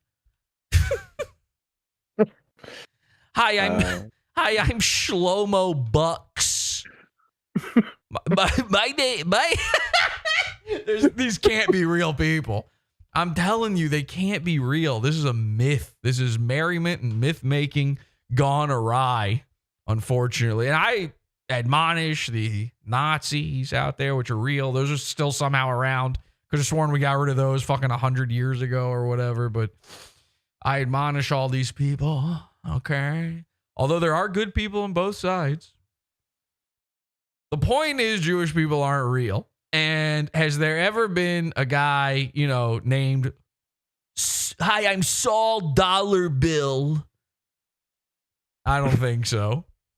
Although there was a guy called Benjamin Franklin, which That sounds pretty Jewish to me. That's like $100. Anyway, point is, these two Jewish guys were like, yes, I do. What do you mean consent?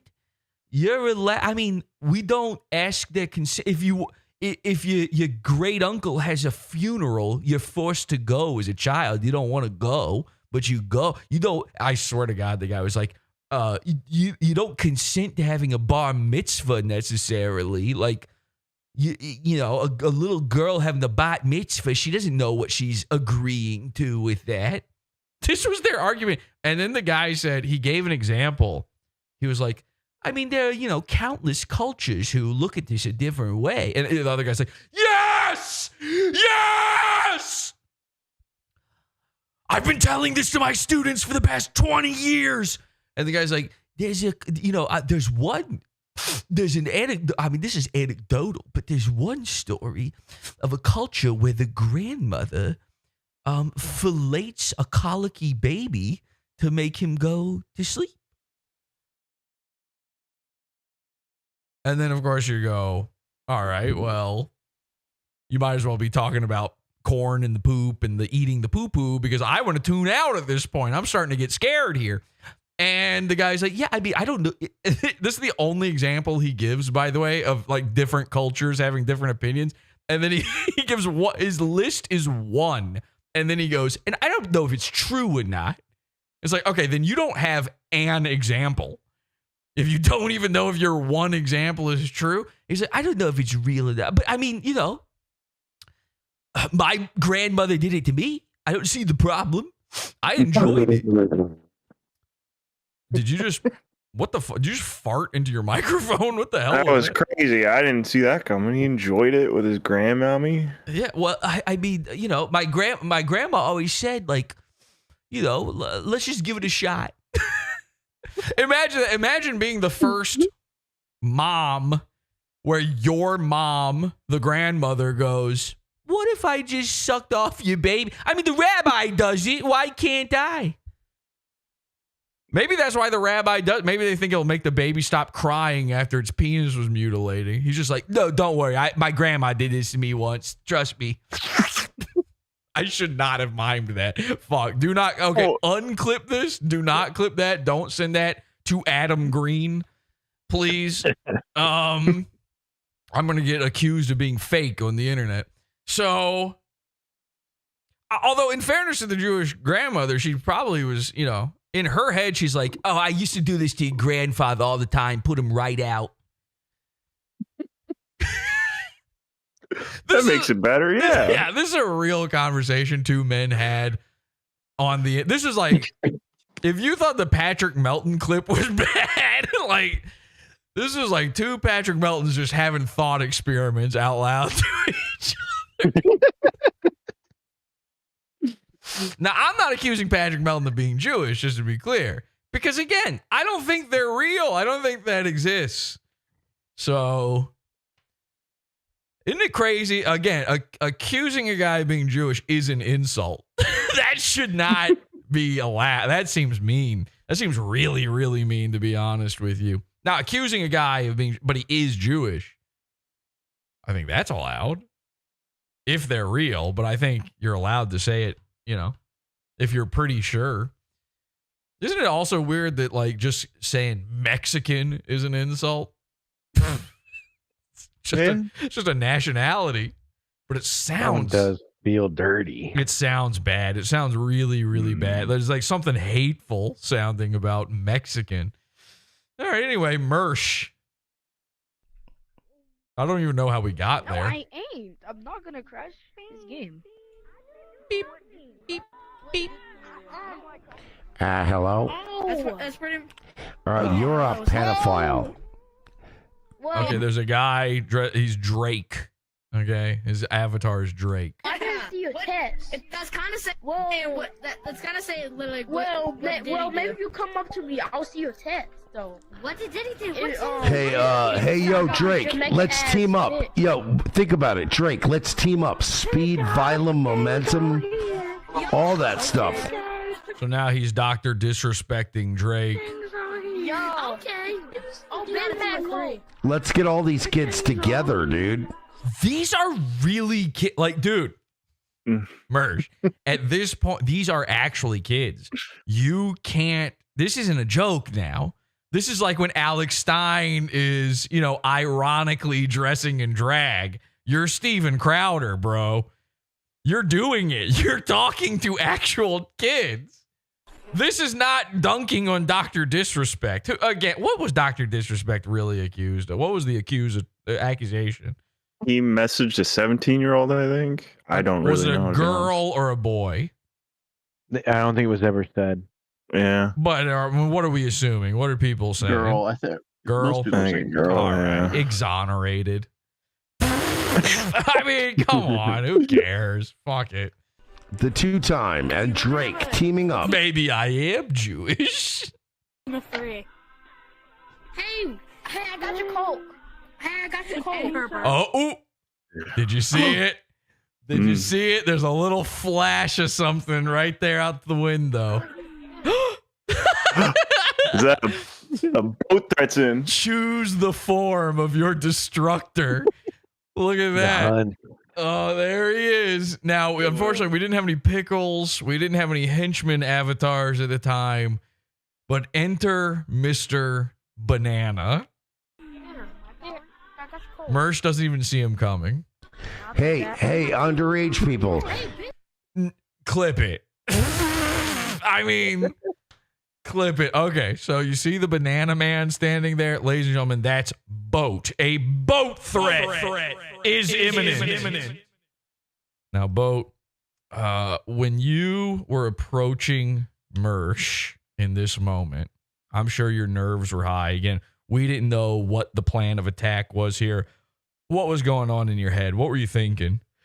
I had a bunch of stuff I wanted to go at him rapid fire, but everybody was talking, so I just started listening to what everybody else was saying and wanted me to say. So yeah, I did just force my way, because here's the thing. All right, so I'm on Mac, right? I can't do VR chat. They don't make apparently. I guess these fucking these dorks who do Windows are too stupid and silly brain to figure out how to make a video game work on the Mac. They used to. The Mac isn't. I think they're too Indian. Something's going on. Nobody knows how to make a game work for the Mac anymore. They used to be able to do it. By the way, the Macs are now like more powerful. It should be easier to make a video game work on it. And everybody's like, I'm gay. If it doesn't have lights on it, I don't know how it works. So they don't make VR chat. So I'm sitting there and I'm like jealous, you know. All the henchmen have VR chat. They're all bananas and little characters. I want to get in there and say stuff to Mersh. So I just start screaming at Boat to say all of my lines. So this is basically just me, really. I mean, Boat is my avatar. My avatar is Boat, and Boat's avatar is a gay little banana. Take my doctor, clone my avatar, and tell other kids of what a danger Dr. Disrespect Take is. those sunglasses off, you cross-eyed fuck. Now that was Boat's line. That was Boat, pure Boat, and you know, in this moment, Mersh is blindsided. And I'm not just talking about the cross eyes. Mersh doesn't know what to do because he thinks this is a random dude. We have at no point, you know, he's been doing this now for a month and a half or however long. He's never been confronted in this way. So this is like out of left field for him. I mean, this is a scary, scary moment. What a danger Dr. Disrespect Take is. those sunglasses off, you cross-eyed fuck. Look at him. Look at him.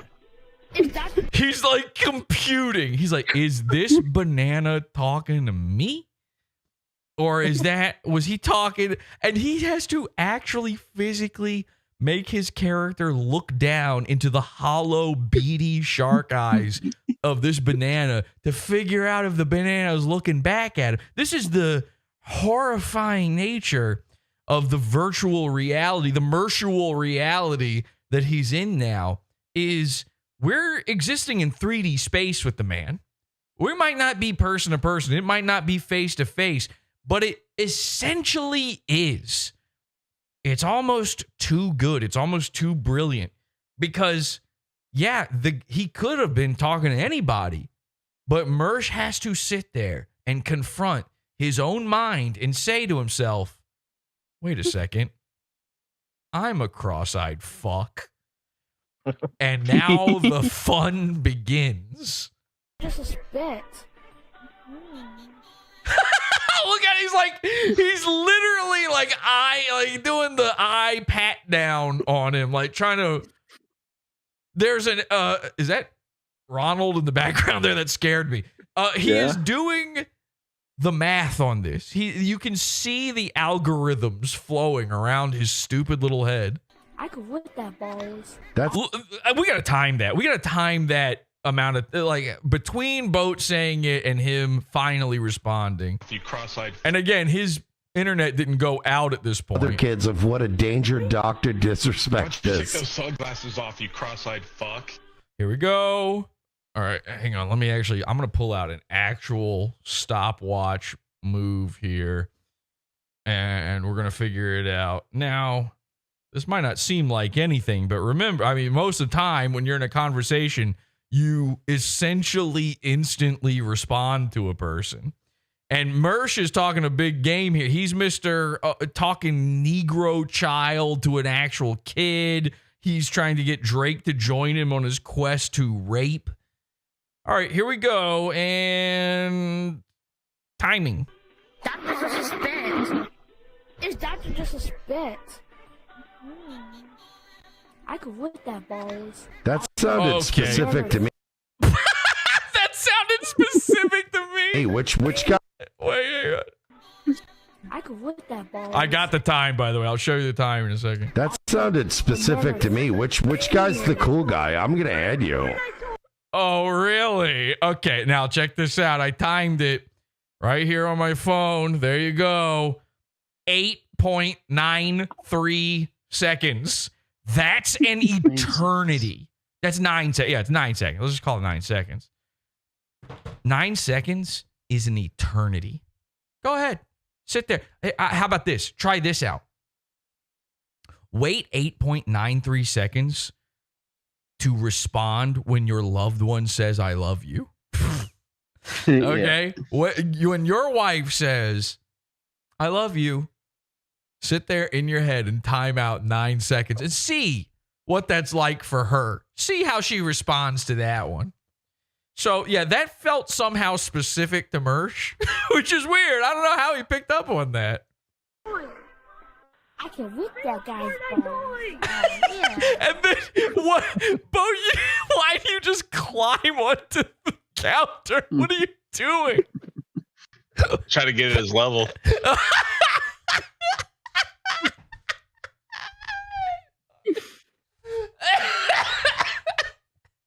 Crazy. Oh my god. There you go. Oh god. There you go. Your ghost hunter's sister.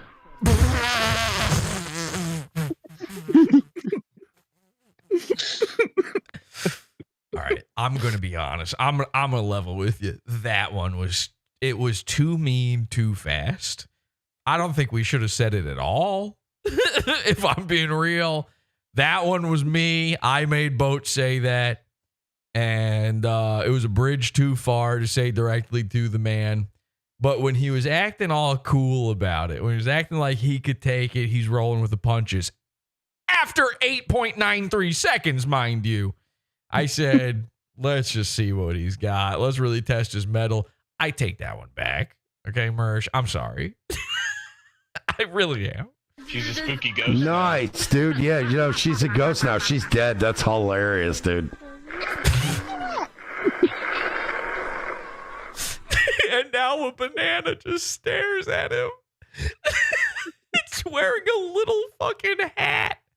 Like it's in a barbershop quartet. He's in a McDonald's. There's actually, I don't know if you even see this. There's another Dr. Disrespect standing here, a different guy.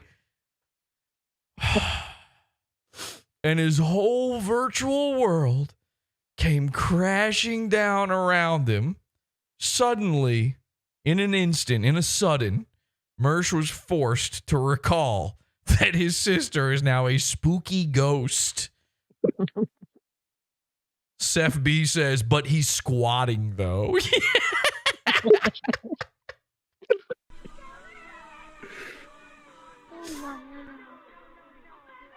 What else? Come on. So which member of your family molested you? Okay. Now, I want to be clear. When, we just made a big deal about the amount of time it took Mersh to respond. From this point forward, our guys are going to take a long time to respond. It's because they're in Discord and VR chat. They're having to listen over top of everybody. And I'm screaming into the microphone going, say this, say this! You have to do this! So he's repeating what I'm saying. Like, the timing is because of that, not because we don't know what to say or what to do. And furthermore, and this is not a joke, the video does not capture this. His internet's so shitty that there are delays.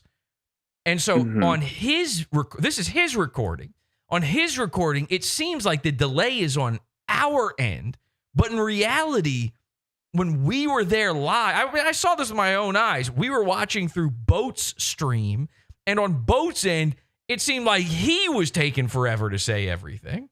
So, a lot of people were calling that out on r/Mersh. I want that out there for the record. I don't want Boat to seem like an idiot. Not too late. Well, I don't want Boat to seem any more like an idiot. So this was entirely a technological issue on our part. However, that 8.93 seconds, that happened. That happened exactly the way you saw it. We all experienced that. We couldn't believe it. We were like, did he even hear what you said? So everything from here on out, that's what's going on. What else? Come on. So which member of your family molested you? Oh man, nobody. They were foster. It was a foster cousin. Okay, finally we're getting answers here. So we've accused him of being molested, stolen valor forever. Then I chose to believe it. I don't even remember why now. The lore on Mersh really vacillates back and forth quite a bit. What we choose is the truth. We're about to add to the lore, and it's about to be the worst edition of lore that has ever been editioned.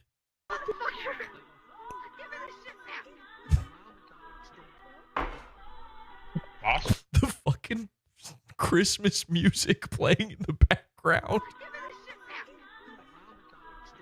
It's not even Christmas anymore. Awesome. What else? What else? See how he was like, awesome. That's the delay on Mersh's side. So Mersh is hearing it the other way, but that's the delay on his side. Oh yeah, you're gay. Yeah, my aunt rented a baby so she could get tax write-offs, and then he stuck his dick in my ass. What else you got? Ladies and gentlemen, a baby stuck its dick in Mersh's ass!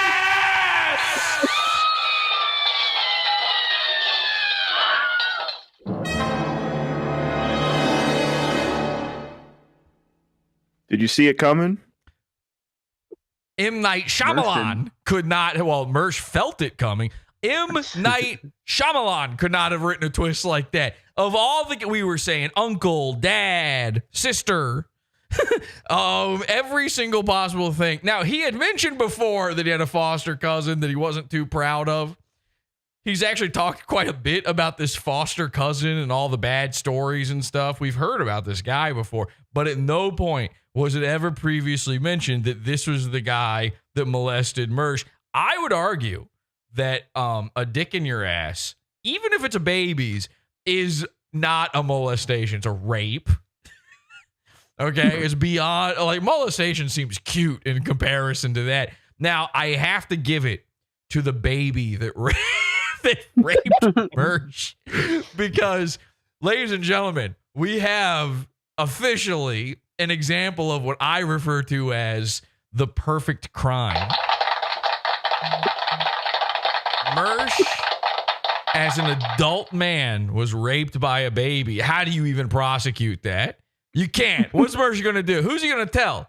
He's going to call, he's going to tink the police and say, yeah, I was raped by a baby, they're never going to believe that. He's going to go, no, do a rape kit on my hole. Check my hole and see. You'll see. I'm telling the truth. I am the victim here. They would haul him off to jail so fast. He would be like, you don't understand. My grandma used to do something like this. Listen, there's no world where you survive. It's the perfect crime. If you want to get away with a crime, people spend years thinking about this. Crime thriller writers and stuff trying to come up with amazing plot lines for stories. How, you've probably even thought, how would I get away with the perfect crime? If I could kill somebody, I don't want to do it, but how would I do it? How would I get away with it? Where would I bury them? What would be the steps I would take? If you want to commit the perfect crime, be a baby. Even a rented baby. This was a rent boy. Mersh's cousin, the rent boy baby, bummed him. He got rooted by an infant. Okay, add it to the fucking wiki. I don't know. Put it somewhere. It needs to be hollered from the mountaintops. Mersh was raped by a baby. Now the question becomes, I think it's pretty obvious. I think we're all sitting there thinking the same thing right now as me. Did you come? Because if you did, then you had consensual. Listen, I would have to consult the professor on this one, but I don't know how it works.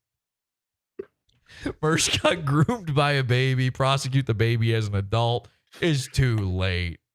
The statute of limitations ended when the baby was 7. Okay, so it was never going to happen. Again, the perfect crime. Reincarnated with one singular goal in mind. Yeah. If I could travel time. Ooh.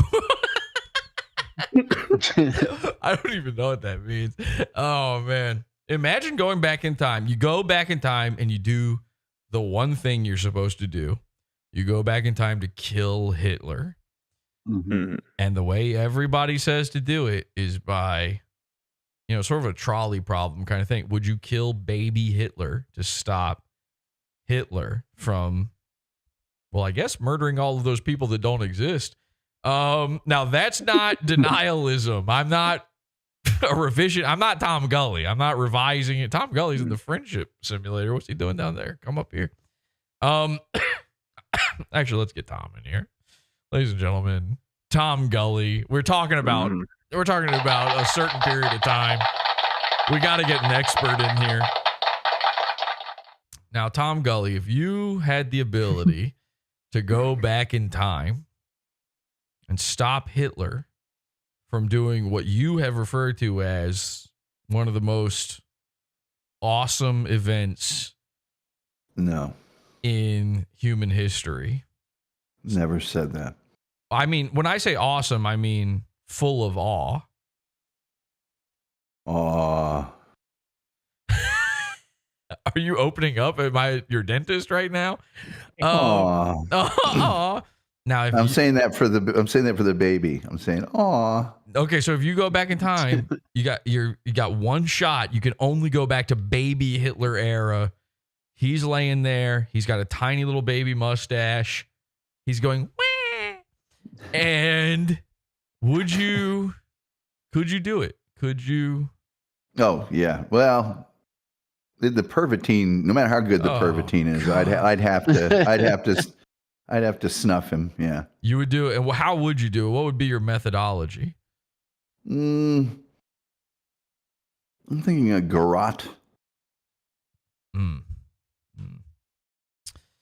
Maybe he's got like a grand piano in the living room, and you take the wire out. And... All right. Yeah, I carry my own, but sure. Oh, you just got you got 2 sticks and a string between them, and you just have that on you at all times. It's part of your EDC. Yes, that is my EDC. Tom Gully posting on Reddit his EDC. It's just strangling technology. I go with birch because it's a strong wood that you can cut into a flat that won't provide any printing. Yeah, and then you can just use regular, chicken wire or something. Chicken wire. Very, very easy. I don't know if you were a twine guy. So all right, now let's say you're in that scenario. You've got your garrote out. The baby's sitting there. He's going wah wah. He's Adolf Hitler, by the way. And then suddenly, out of nowhere, you get raped in the butt by the baby. And it's quantum leap rules, like you don't control when you leap in and out. And so right after the baby's done inside you, and you came, by the way, right after the baby was done inside you. So. Okay, maybe not that far.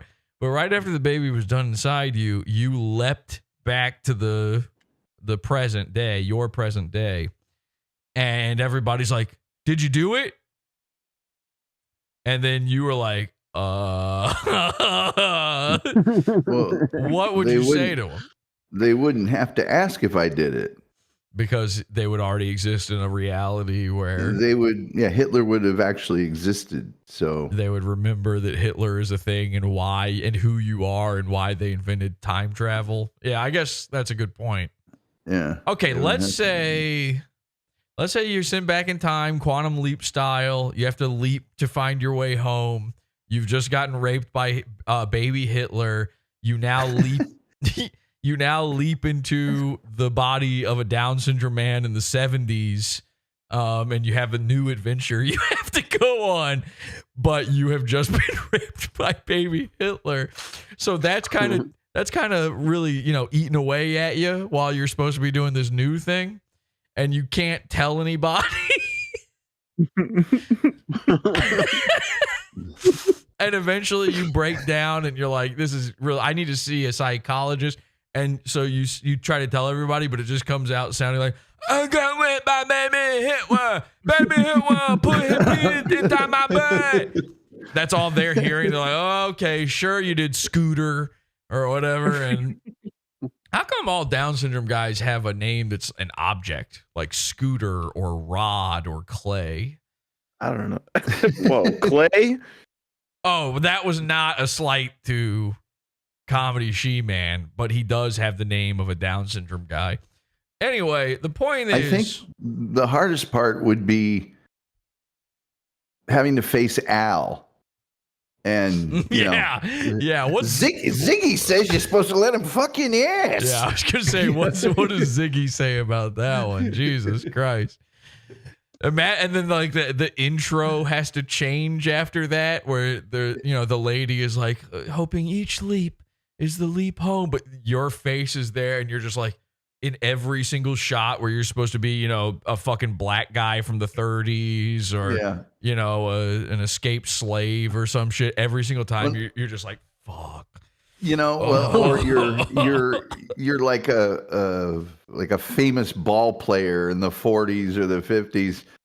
But before that, you just got raped in the ass by Hitler. So right as you're at the home plate, you got this look on your You got this baby Hitler, and you got this look on your face like, oh man, for crying out loud! Everybody's cheering you, and you're just like, yeah, I know, but I just got raped by baby Hitler. You leap into Lou Gehrig's body, and you're like, and you're just about to step up to the microphone and give the famous off the cuff speech, and you're like, in your head from history that what he says is today he feels like the luckiest man on the face of the earth. But you also know what Al's going to think if you say that out loud.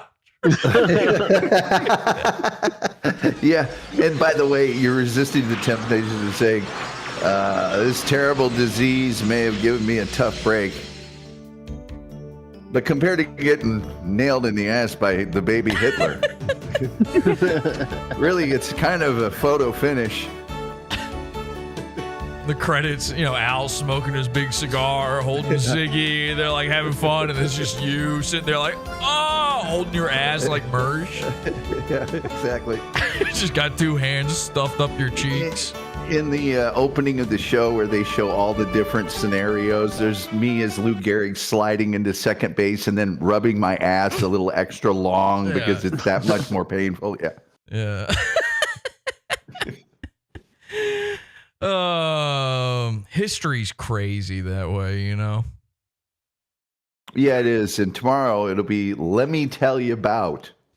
Imagine all right, so you leap back, you get raped by baby Hitler, you leap back to your present day, all of them in this scenario they saw. they know what happened. They're like, what the fuck was that about? Well, dude? they've read the accounts, because it would have been written down history somewhere. now. No, this is now official history. Hitler raped this insane man who showed up out of nowhere. And now the worst part is, for whatever reason, before this happened, you gave people your real name. So people, like, it's in the history books that Tom Gully was raped by baby Hitler. This is like an official account. And then you become a revisionist because of that, where you're like, no, come on, guys, does this sound a guy traveled time and killed 6 million Jews? All of these things sound like they could have possibly happened. Really? The kitchen sink. I'm 6'5". The baby couldn't have been more than 18, 20 inches at most. It would have been on a counter. I mean, how's that going to work? The shadows, the smokestacks. Yeah. Okay. Anyway, back to Mersh being raped. Come on, let's go. Come on, internet boy, let's go. That's a broke. You came underprepared, huh? Like honestly, yes, but that's not what's happening here. The same way you guys do in real life. You guys are as underprepared in VR chat as you are in real life. Afford a computer to run VR chat, dude. No, it runs fine. Begging for money. It runs fine. Mersh, you went in there as Peter Griffin asking children how to stop your game from crashing. I lied all the time. You got me. You got me. What else? Keep going. No, you have literally 600 people watching on Rumble. Go ahead. Not literally. Okay, we saw the chat room. There were 12 guys. 2 of them were us. One of them, wild card. He was like also shitting on Mersh, but we didn't know who he was. You have an open audience. I will not hit V. Go ahead. Fucking Ugandan knuckles jumping in. You know the way. Potawful.com. This is on Mersh's stream. Good one. What else? Red Bar's watching. What else? Yeah. Potawful.pizza. Ooh, smoke them if you got them, guys. Come on. Listen, wheelchair Johnny's allowed. You are not. This is always pleasure, never pain. Potawful.pizza, though. Else? Potawful.pizza. Potawful.pizza. Guys, go join Potawful.pizza right now. $1. Okay, there's a $1 level. Go join. That's good. Nobody's going to give that faggot money. All right, that's cool. Keep going. What else? He stepped all over the best link of all time. I'm not even going back to play it again, but if you want to rewind, if you want to leap back and hear that one. You guys never show up with anything. What else? What about the cheese on your mailbox? My sister's dead. I got fucked as a kid. What else? Okay, we didn't say that. And I don't think you were a kid. You put out an album, you're ripping off David's Hell. Let's go. Let's go. Keep going, bro. Ooh, didn't have anything for that one, huh? Let's go. You got this. Okay, so he's allowed to keep going. Royce is a cuck. Is he? Is he? Yeah. Yeah, Mersh. And you know it. And one day we're going to finally do a show about this. It's honestly, Royce has gotten away with it for way too long. I don't know why we haven't really done anything. I mean, Royce is so boring. I do know why, but goddamn, it's time. Fuck. Even if Royce was a cuck, his wife will never fuck you. That's fine. Have you seen Royce's wife? I would rather have sex with Aaron Imholte. And by the way, they're not even that dissimilar looking. I just believe Aaron probably has smaller balls than Royce's wife. Royce in his body dysmorphia quest to try to stop being a fat guy. They've both started taking HGH and test. Okay? Royce's wife is on testosterone, and she's got the big HGH gut belly. She wasn't a looker before. Now she looks like, I mean, it's like her body looks like if you took one of them old-timey barrels that a guy went over the falls with and you stapled 2 runny eggs on the front of it. Yeah, don't follow Royce on Twitter. He not? I called you Mike Mersh. So he knew both my names. Oh yeah, this is important. Yeah. He's so Boat says that that InfoWars Alex Jones doesn't even know who Mersh is. We'll never fuck you. Did he not? I called you Mike Mersh. So he knew both my names. Damn, that's some fucking 4D chess right there. Well, yeah, he knew Mike and he knew Mersh. He didn't know your last name or who you were or how those names relate to each other. You know, how do those names work in succession? He, I'm pretty sure, thought that you were Mike Lopez, Royce's wife. Which again, if Mersh was Royce's wife, the possibility of me wanting to fuck Royce's wife would actually go up a little bit. That sounded like something that Mersh would say about me. I take that one back, actually. That was a bridge too far. Yeah, thank you, Eric. That is a bridge too far. Royce's wife is hideous and disgusting and deserves to live inside a ditch, some sort of culvert somewhere, but obviously no one ever would fuck Mersh. Yeah, I know. I got Mike Mersh. What else? Just a squatting banana. Royce Lopez and Mike. No, keep going. You guys are killing it right now. Please keep going. This is what they are in real life, by the way. This is not what we are in real life. I mean, I know I wear yellow on the show, but we're not banana. I swear to God, very few of the people that watch the show are bananas in little pork pie hats. This is what they are in real life. I'm so glad. This is what they are in real life. A wolf walks in and a banana floats into the sky. This guy shut up. Keep going. McDonald's? You get yelled at McDonald's? Is that why you pulled a gun on a guy? I didn't pull a gun. Oh, so you lied?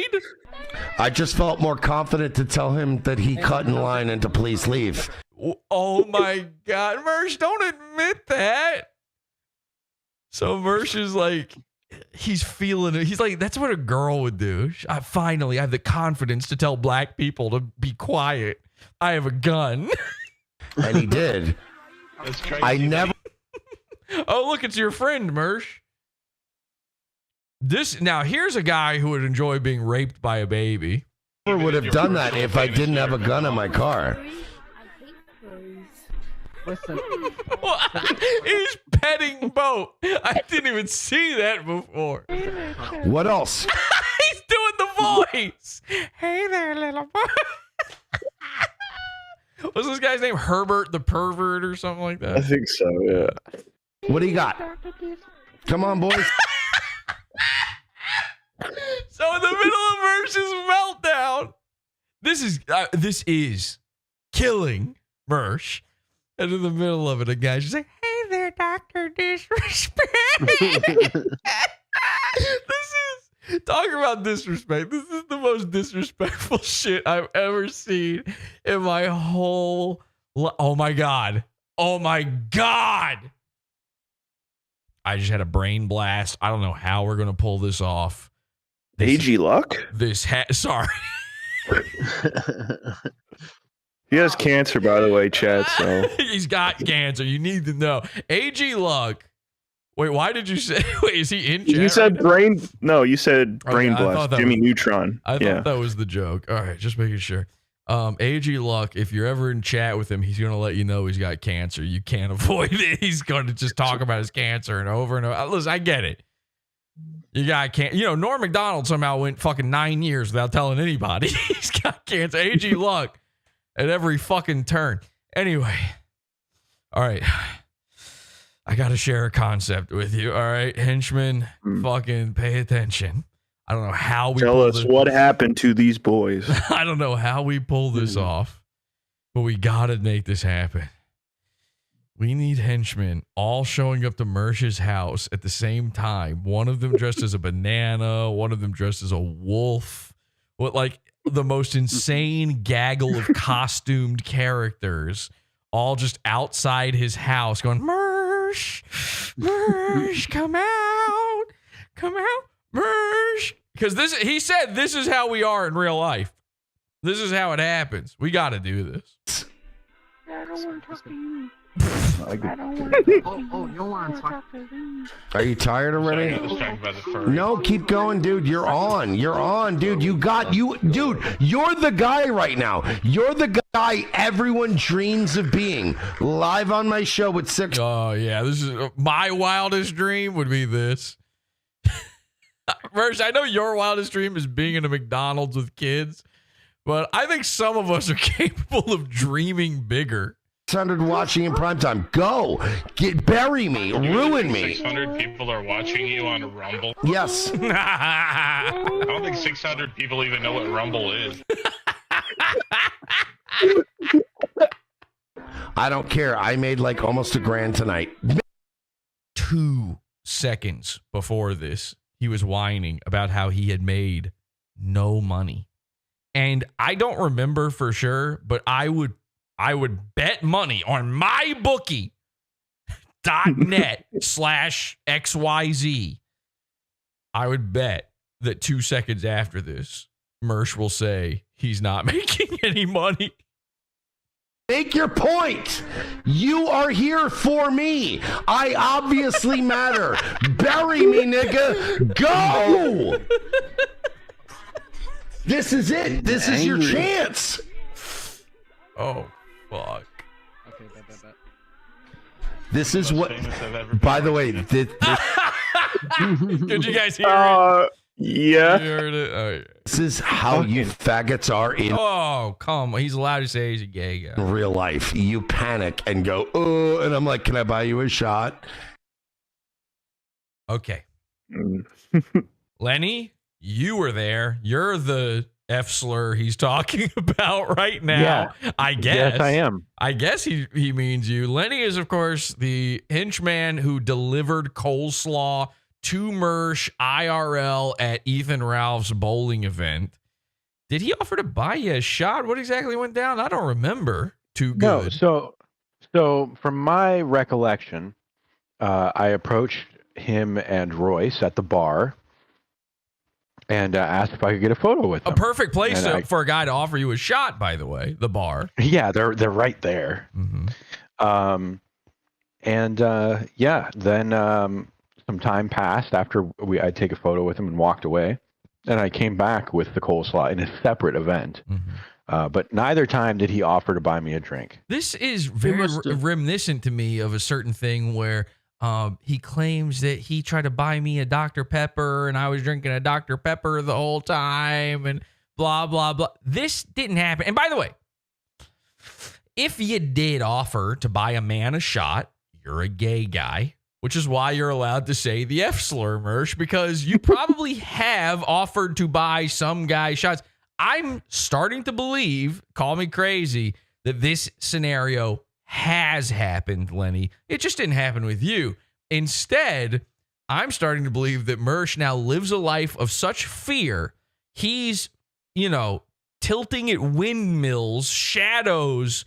Every single shadow might be a Potawful henchman. The cult is behind him at every turn. He can never stop looking over his shoulder. And at some point, he was at a bar and a guy approached him, just at random. Some random guy wanted to ask him what time it was or something. And he got so scared that it was you again, Lenny, that he went, "Let me buy you a shot." And the guy was like, okay, I guess. Fine. Sure. And this is now the story he tells himself. Or alternatively, and I don't know, tell me if this is too far, he's a wet-brained idiot and a liar and just nothing ever happened and he is making all of this up. I like the first option. Okay, we're going to go with Mersh is a gay guy. Now, again, Mersh did actually, when I met with him in real life, he did offer to buy me a Dr. Pepper on a rooftop bar. He offered to buy me a Dr. Pepper, and I turned it down. And the reason I turned it down is because I am not gay. Okay? Now, this was before we knew that Mersh's entire MO is to offer to buy men steaks and drinks and wine and dine every internet guy he can find. And maybe if I had taken him up on it, I would have gotten myself a nice steak and a pasta to go along with it, something nice. But, you know, maybe I made the wrong move in this scenario, but something about it told me this was a mistake. I'm starting to wonder if Mersh has ever successfully groomed a man by trying to buy them consumables, because we know he's tried it with me. We know he's tried it with Frank Hassel. We know he thinks he's tried it with Lenny, and he hasn't succeeded in any of these cases. This is a guy who struck out with a girl who already had her tits out and shows her cooter on the internet. He can't even strike it with a guy. I mean, what luck? What chances does he have? With me that night, none. I came with Jeremy. Yeah. I left with Paul. Yeah. I've also came with Jeremy before. Yeah. I think Jeremy left with Destiny, and that's where that video came from. Oh shit! I never realized that could have been one. Like, dude. Oh damn. Oh yeah, we're like 1 degree separated from that video. Oh yeah, isn't it crazy? We've met Destiny. We're part like that. That's a completely forgettable part of the Potawful lore. Isn't that insane? You know what? I forgot I was in a room with the guy. Yeah, that's messed up. Anyway, Mersh has also met a banana. And then I do, and you guys you crumble and run away. Yeah, we crumble, and run away. You can't even be even tougher in just creeping up on it. Just the banana just keeps creeping up on it. VR. So go. You have it. You are literally on the air right now, Potawful. Go. Now he knows that's not my voice, right? But he knows it is my words. And that warms the cockles a little bit for me to know, like, to be seen in this way. What'd you think of that cheese on your mailbox?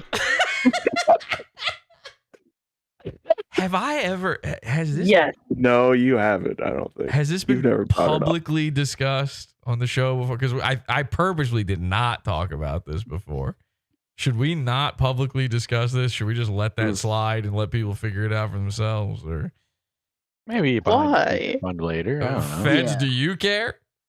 Pod after show. I want to play the video. All right. Oh, ooh, yes. Okay. Oh. Cheese. If you don't know the cheese on the mailbox story, tune into the Pod After Show. Podawful.pizza will be live. Oh, yo, let's go. That was dope. Tune in. You're going to like cheese on the mailbox, okay? Oh, my God. I wish we had video of the other thing, though. Oh, how bad does it suck? Little sock feet. The little sock feet, him running. Oh, my. All right, we'll talk about it. It sucks. That was so stupid of us to not record that. Fuck, man. But you have the cheese one. Feds, you have the cheese one? Yes. Okay. Yes. What else? You put cheese on my mailbox. What are you capable of? Potawful's a very, I've been accused in the past of looking like, which I think is crazy, and sounding like Weird Al, and I'm realizing Potawful's a very food-focused prank show where, like, you know, all of his songs are about eat it and fucking foil and, you know, leftover foods and things like that. He's got how many fucking songs about food? It's a lot of food going. I might explain why I'm such a fatso now, actually. All this coleslaw and pizza and cheese on mailboxes. Faggot. Okay. Whoa. That was big. Wow. Cool. Nobody cares. What are you? That was not Boat, by the way. You capable of man to man, faggot? Okay, dude. Come on. I might have to switch over now. We might have to end this. Oh, I could beat your ass. Could you? Why did you dump cheese on my mailbox? If you could beat the most esoteric challenge to make the Potawful, what else are you capable of? You really don't want to find out. I mean, because we might one day come up with a non-food idea. Your ass. Could you? Why did you dump cheese on my mailbox? If you could beat my ass, just bait me into being mad at you and then beat my ass. Why didn't you do the other cool guy thing? Alaska could beat your ass too. Oh shit! We gotta get baked on. This would be a good week. Yeah. This would be a good week to get baked on. Oh, good. Another fucking Reddit talking point. That's not a Reddit talk. That's a real life event. This is. You ran away from Baked Alaska. Well, forget Reddit. What does Reddit have to do with it? What are you going to do? Come on, you're live. Do it. Bury me. Bury me in front of my audience. He's begging for it because he wants to. You know, his sister wasn't buried. They had to leave her out to rot in the open. They dumped her like an old sofa, probably the one Mersh used to sleep on. So he's like a burial at sea. He's begging for any type of actual burial event. A cremation would be nice, you know, something. Put him into a coin. I don't know. We gotta. The man is desperate for a burial. He wants to die so bad. People, stop giving me money. Go. Shut the fuck up.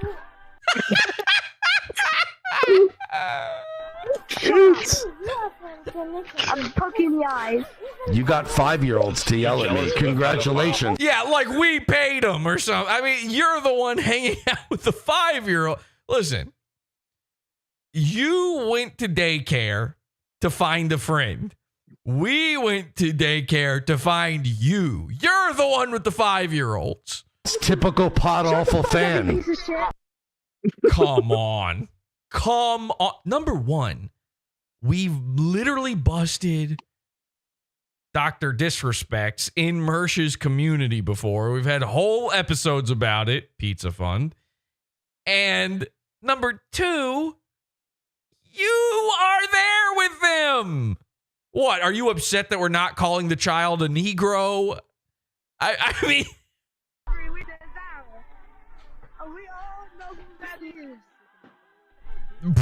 So in the chat, Seth B says, the Ugandan knuckles in front of him is named Ayo Big Boy Brush Your Teeth. And I think that's beautiful.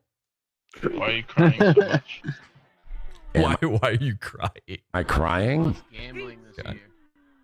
Oh, is that... Oh, wait, Urquid, are you there too? Yeah. I forgot about that. I seem pretty good. Soon, Spoilers. You're bragging about dumping. Look inside your mouth so You literally. Damn, we hit all the talking points. All we're down to is bones and triangles, and I was personally trying to avoid those. Literally bragged about dumping cheese on a 40-year-old man's mailbox as a prank. What do we do? Yeah, he's What nodding. does being 40 have to do with He's it? nodding his banana head. Doing here? I would fucking shoot you if you came into my home. We've been to your house like 50 times. No one's died. What are we doing? Like, there's no comparison, dude. Dude. Hey man, you don't talk to little kids like that. By the way, we figured out the hackers. Obviously, it's the retards. What? Did you hear that? Yeah. Fuck. Yeah. Man. Like that. By the way, He's we blaming figured us for all his crashes. This is the first night we even looked for him. No. Urquit, it's the lore now. Okay? Always respect the lore. It's official. PODAWFUL has been hacking Mersh and getting his when I said I know how Mersh's internet is fucking up, I know the real reason behind it, which I did say that. I said it on Reddit before this happened. I said, I know the real reason it's happening. And Mersh reads the Reddit. So he saw me say that. Now listen to this. The hackers. Obviously, it's the retards. We've been hacking Mersh's house on fire. All right. Oh, yeah. Now, if you want to explain how that happened, I have no explanation. I can't, but it's true. This is the lore. All right. And any gaps you want to fill in, just use some dark spackle. Fill in those gaps. It doesn't matter. Just make some shit up. It doesn't even have to make sense. Mersh came to this conclusion on his own. We didn't even put it out there. It's real.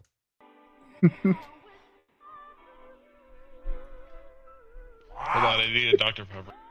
Wait, put more cheese on my mailbox, faggot, puss. Did I tell you to say that, Boat, or was that you? Yes, you did. Okay, yeah. I saw Boat, like, he's kind of staring over at the drink machine off to the side. And I think I was just actually thirsty. Hold on, I need a Dr. Pepper. Wait, put more cheese on my mailbox, faggot, pussy, who doesn't have the balls to come to my door. Just like shit. Disavow. Kids like that. Yeah, I'm a kid. Shut up, nigger. Okay, all right. Hang on. Yikes, yikes. Oh my God. Mersh, you can't. Please don't say that. And I'm gonna do something, you know, bitch ass, ugly ass, pedophile ass, stupid ass, that ugly ass glass. Don't respect that shit on some nerdy ass, fake, stupid ass nigga. You know, bitch ass, white ass, ugly ass nigga, stupid ass nigga. Ladies and gentlemen. A little black kid makes him run.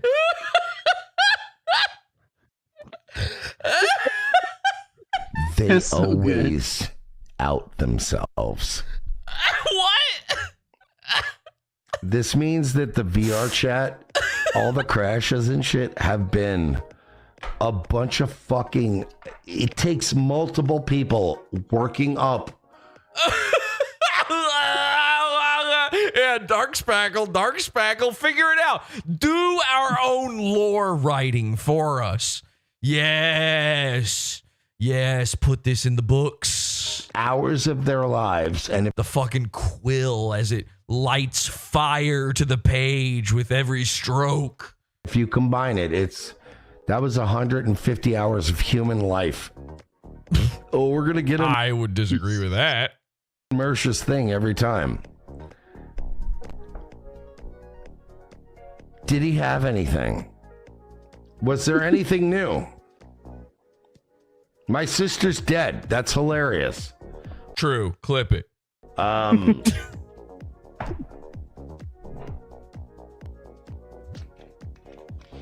Good fucking hey, yeah, I remember when Bo said that. It sounds like Tom Gully after he just got raped by a Hitler baby. Fucking begging for money. Yeah, I know. I made a bunch of money tonight. What's up? No. Here's what's up. Tomorrow you'll gamble it all away. Who cares? I'm the guy who put cheese on your mailbox. That's a fucking cool prank, bro. What are you, 12? No, all your friends on VR chat are.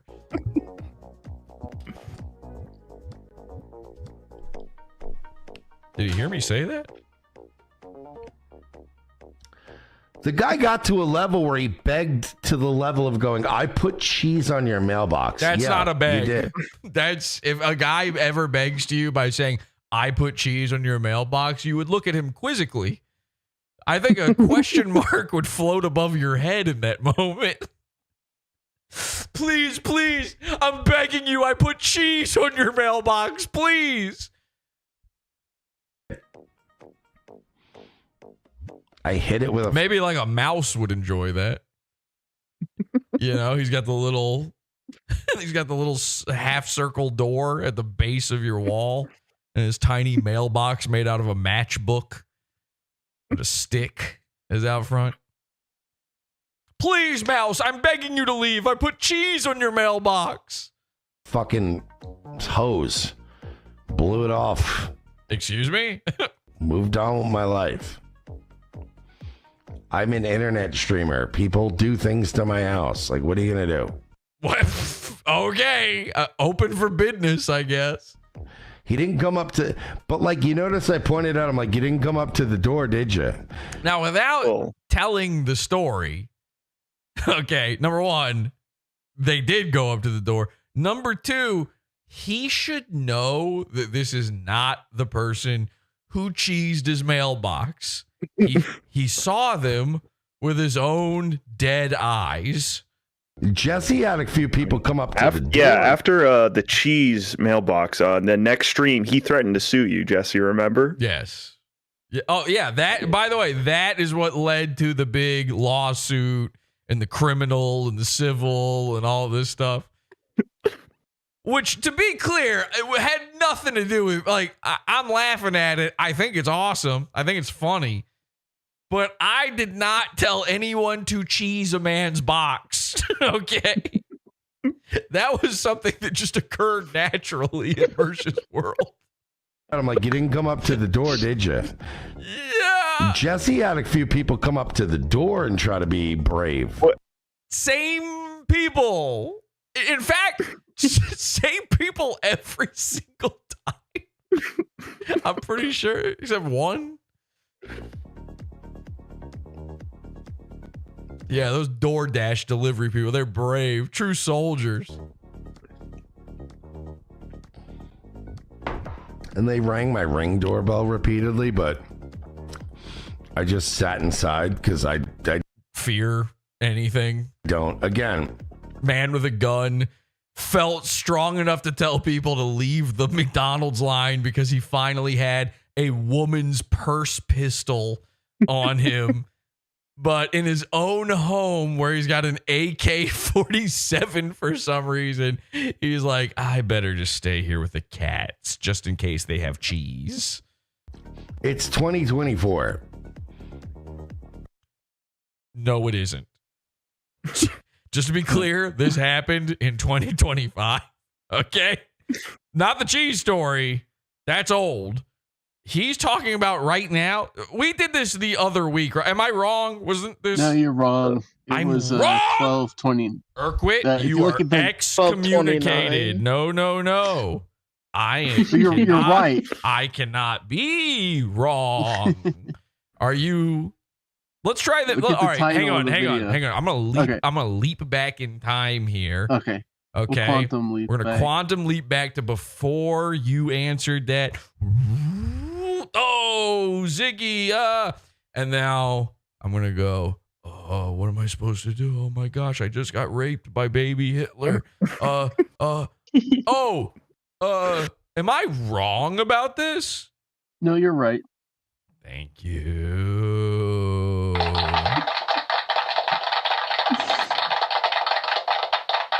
It's 2025, Mersh. Unless I'm expecting a package or I'm expecting you. Which there's no one ever. He's never expecting anybody. I'm about to bust. Oh, okay. Like, you ring the doorbell and then I look at the camera and I go, I don't know that guy. And he's holding food. And I start to think twice about what I just said. I'm holding food. I'm official. I didn't order food, nigga. So I just watched you on the camera and laughed at you. I'm just like... Mersh doesn't understand the concept that you could just order food. We have ordered food to this man's house so many countless times. And he's like, they got to be in on it. This is a Potawful cult member. It can't just be a random delivery guy who is paid to do this. Is this over? Like, what are you doing? And he sat out there for like 5 minutes and then eventually just left the food. You know, what would happen if you ordered food to a guy's house? Which was an empty bag of like literally empty containers of food, which, by the way, we figured it out. It was from a pilot. Oh my God, Mersh it's Detective Mersh. He's back, everybody. Station, which I don't have any pilot stations near me, which means you drove a long way. And by the way, Potawful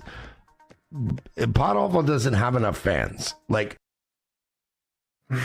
then how do they keep coming to your door?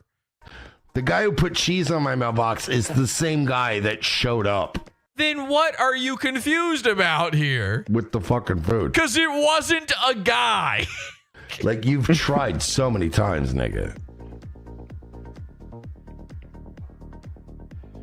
I don't know what to tell you. I don't trust people. I used to be a drug dealer. I don't trust anybody. I'm not coming out and talking to you unless you got a warrant, unless the sheriff's department's here. Like, I don't... Unless you're here because I emailed you because you're a cop and someone said something mean about me on the internet. Or if you're a girl. I ordered food. Like, I'll go out when I ordered food. And then I will meet the food guy and go, thank you for my food that I'm a food guy now. Consciously put the order in. But this whole idea of like, my house is like... Oh my God, are you fingering your house? What the fuck is it? Kind of like reinforced with signs and... Yeah, it's under some heavy reinforcement shit. Lights and cameras where it's like, don't knock on the door, don't bother me. By the way, those signs and cameras appeared after these events. We directly caused the camera and sign. If something's paid for, leave it. Okay. It's sad. Pathetic. You guys have resorted to everything in the world that it becomes like a thing where it's like, let's be a nuisance. Yeah. I don't think we resorted to that. I think we started with that. Why don't you guys stop being a threat? You sure about that?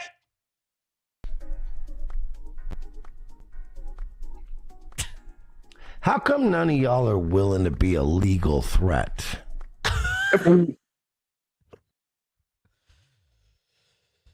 Mersh, you should really talk to your friend Ethan Ralph about this move. Ethan Ralph tried this move on me once. It did not go his way.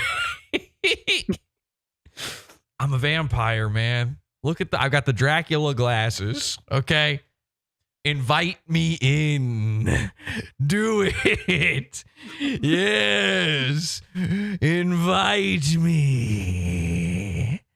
You want to make it, you want me to be a legal threat, meaning it's legal what I'm doing to you. Sure.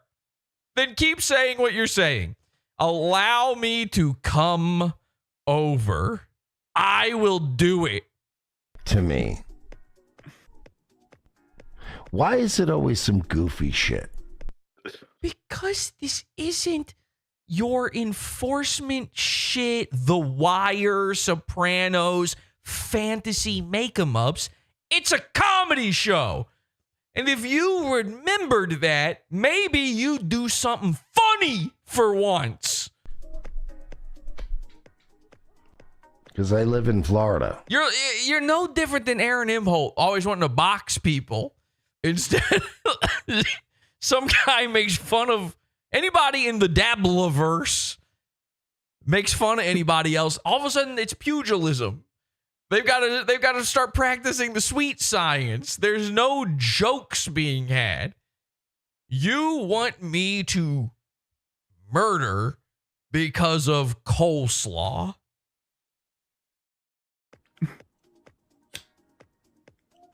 No, I do not allow the cigarette. Give me that. No. They do fraternity pranks. Like Potawful's pretty much getting up there in age.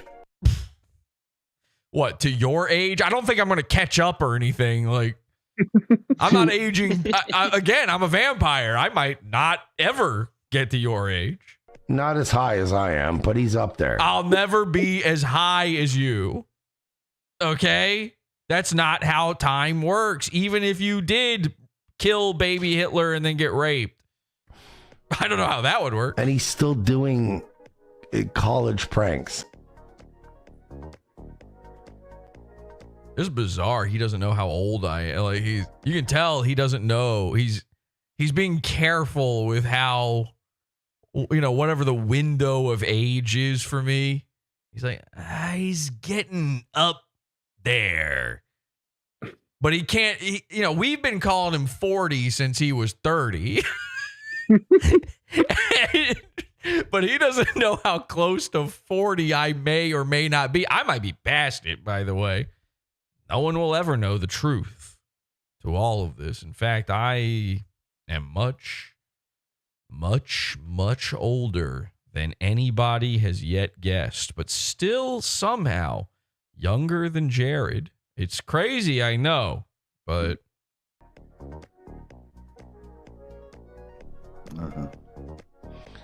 AG Luck said, it's funny because if you were Nick Fuentes, he would have opened the door and maced him. No, I wouldn't have done that.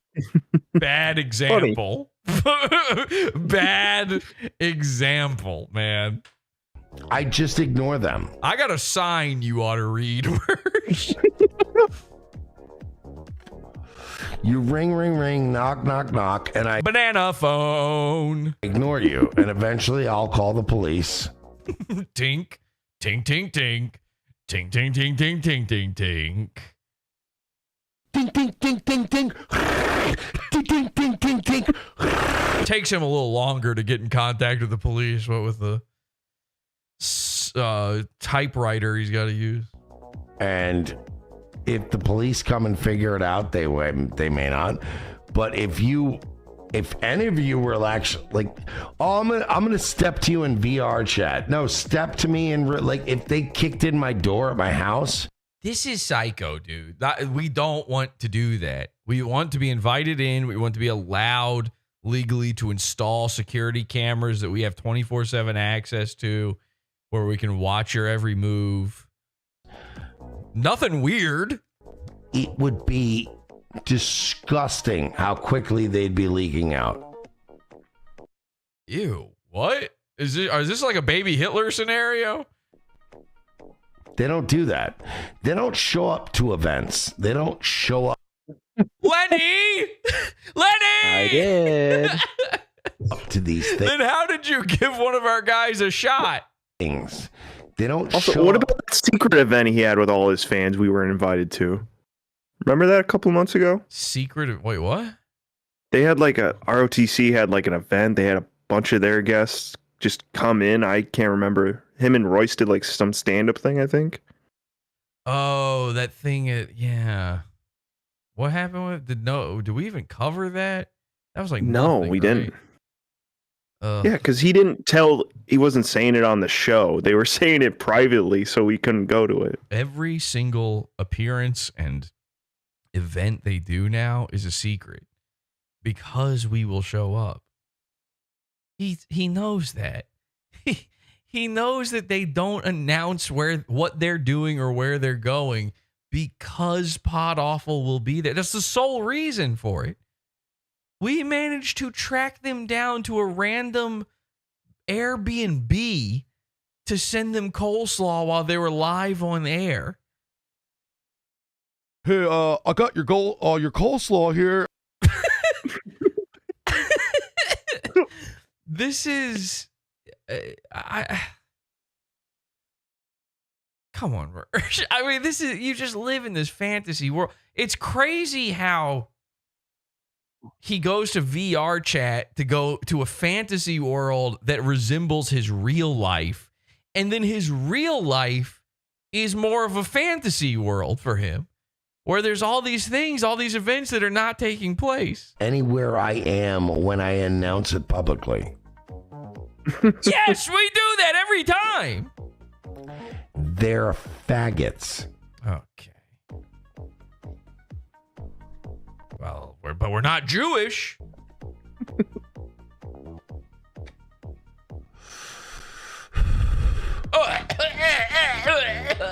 Yeah, I was a guy that did the fucking play. Yeah, that's cool. That's great. You're such a cool guy. True. Mm-hmm. All right. There's another one in this video. I think, Urquit, we're going to have to show yours in the pod after show because I do want to show one more thing before we wrap up here. And then, also, fuck. Oh, man. We have the one from the other night. Yeah, I want to show that one too, but, oh, boy, how do I do this? How do we tease this? But all right, let's do this. Let's go to, Dirk sent me a while ago we were talking about the episode from last night. Mersh is sticking his hands up his butt. It looks like it was crazy. He did. It's official. Listen, man, we write the lore. Okay, it's not up to reality to determine what's true anymore. What is the timestamp? 127. Do you think that he might be sitting like on an exercise ball or something with the chair behind him? Because when you look at it, the back of that chair is so far from his body. It's like he's on the edge of his seat or just sitting on something else entirely. I think he's on one of those hemorrhoid pillows and he's just like leaning real far forward. Hemorrhoid. Yeah. Hemorrhoid. Mersh's body is so malformed that anything is possible, Feds. It's as simple as that. The chair, it might require the chair to visually be further back in order for the entire form of his upside down light bulb shaped body to actually squeeze inside of that chair. That thing is held together by what can only be described as dark magic at this point. Anyway, I don't know the answer to your question, and I was barely paying attention. Okay, so this is Mersh from last night. He is fingering his own butt. I don't know if we'll see that part on here, but he did talk about last night's show. He was talking about the Ethan Ralph situation and the Dick Masterson stuff. Mary Jane, shit happened behind the scenes that was pretty fucked up in my. Now, I remember Ralph was talking about a bitch named Mary Jane a lot on the show last night. So I bet this is the same person. Opinion. I think so too. I mean, look, I don't know all the hot goss. Okay. I don't know all the hot goss. There hasn't been hot goss in years. The goss was cold on delivery. All right. I don't. You would assume that Dick Masterson's fucking, motto is goss is a dish best served cold. But, I don't know what went on between them. This is why I don't get on phones, and this is why I don't gossip. This is why I don't talk to people. Because you don't know anyone or have any friends. You don't get on phones. You're caller Mersh. It's the only way you've ever spoken to. So I don't sit on the phone and shit out of my mouth about other people and think. If you did shit out of your mouth, though, do you think Milo Yiannopoulos would eat it? It's confidential. I don't talk to anybody. But I got to say this, Mary Jane. Says, well, it'll be fun having an 18-year-old at 65. Fuck, is Angie editing this? Huh? Fuck, the gulps are so loud. I feel like Angie edited this. Last night, I was almost vomitous over the mouth sounds of this man. His microphone picks up his noise gurgles, his slurps, his slops harder than it does his actual words. It's confidential. I don't talk to anybody. But I got to say this, Mary Jane.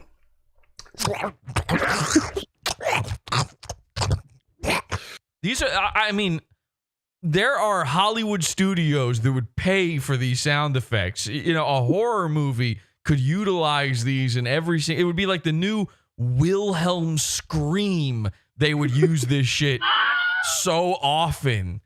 Says, well, it'll be fun having an 18-year-old at 65. Every single scene that's supposed to gross you out in a Saw movie. See, that's a shitty thing to say to anybody. Like, okay, there it was. Did you see it? He just stuck his hand up his butt. You could hear the chair creak, and then he sticks. But I got to say this, Mary Jane. Says, oh, fuck. Well, it'll be fun having an 18-year-old at 65. See, that's a shitty thing. You see the arm go around his body. Look at this. And now watch the chair lean. To say to anybody, like... Both arms. You know how we always joke he's got no shoulders. Look at this fucking creature. And where did the arms go? Creak. You understand when you say shit like... And he's like, you understand. You understand when... That... I'm starting to believe that some of these sounds are not mouth sounds, by the way. That's you just... It's like... Gate your... What? How did he just click? How did he just click? His hand was behind him. Anybody, like... You understand when you say shit like that? He's putting his mouse up his goddamn asshole, this freak. That's you just like trying. Oh my God. And you know, they say a mouse, the point of a mouse is to interact with a GUI. This is the gooeyest a mouse has ever been. To hurt Dick Okay. Masterson instead of... He threw in that Masterson real quick. Oh, Masterson. Making a point. Dick hurt me. Because I could have a child. No, you couldn't. Dream on. Maybe in VR chat, and I don't even think there. When you say you could have a child, do you mean in a sort of disrespectful way? And it would be I'd be even older. I hear you're getting older, Mersh. You know what I mean? Like, no. Who knows? I do. What happens? Me. Like, it's a shitty thing that, like, you know what I mean? Like, you're yes. You're taking broad shots at niggas now. Justin Sane for 5. Shout out Emma Navarro for winning me my parlay. You know what? I didn't. Is this about the thing? Is he? We're in gambling talk again. Was this it? I know. No, there was more, but I remember he starts talking about the wire, then he's done talking about it. Oh, fuck. He's basically fence sitting the whole time, it seems like. Okay, we'll play a little bit of this. But I didn't know Navarro was playing. I thought you were thinking at Radicale. That hand's about to go up his ass again, too. When I saw it was playing. Look at him. He's this guy's got a hemorrhoid or something. Saw Navarro was playing. Bro, I did really good on tennis, and then I got killed I got murdered in every other sport. Again, okay, well, there goes that $2,000. And, folks, tonight, if the Clippers lose, the Clippers will win as long as they clip this episode. Okay, you know what I'm saying? I cannot stress to you how fucked I am. Every other bet I did tonight is dead. Bet against Mersh. And if the Clippers don't win against the Heat at home, I'm finished. Finito. Fucked in the ass. Speaking of fucked in the ass, sticks his hands up under him. Mary Jane, I've seen it. I have friends who've had kids when they got older, and it was rough. Mary Jane is based in right. Yeah, like you mean my parents? Oh. No. Hi. Hi. Hi. Hi. My name's Mersh. Mike Mersh? My parents had me when they were very old. I was 24 when my mom died. She was 68. I get it. You know what I mean? No. I get it. But, and then my dad. You understand that 68 is young to die for a lady, right? Like, that's not, it had nothing to do with her having you old. Maybe it had something to do with having you, period. I died like a few years later. I get that. There's a lot of shit I missed out on. He's talking about Dick Masterson having a kid when Dick is old. I get it. But why is he relating it to him, though? He's not going to have a kid. He doesn't. Mersh, his brain is a miasma. It is nothing. There's no semblance of thought or reality or if this, then that going on, Dirk. It's, there's a haze of cigarette smoke and kratom and JMO and every other fucking thing. These aren't thoughts. These are like half of a fired neuron going on inside his head, desperately trying to make the leap home. People starting a family is just one of the weirdest things. I just don't agree with you. I'm not saying you're shitty or bad. I'm just saying that I have a difference of opinion. I don't think that that's I don't know. He's like really depressed from this. Yeah. Again, he's down here. We need to take him all the way to up here.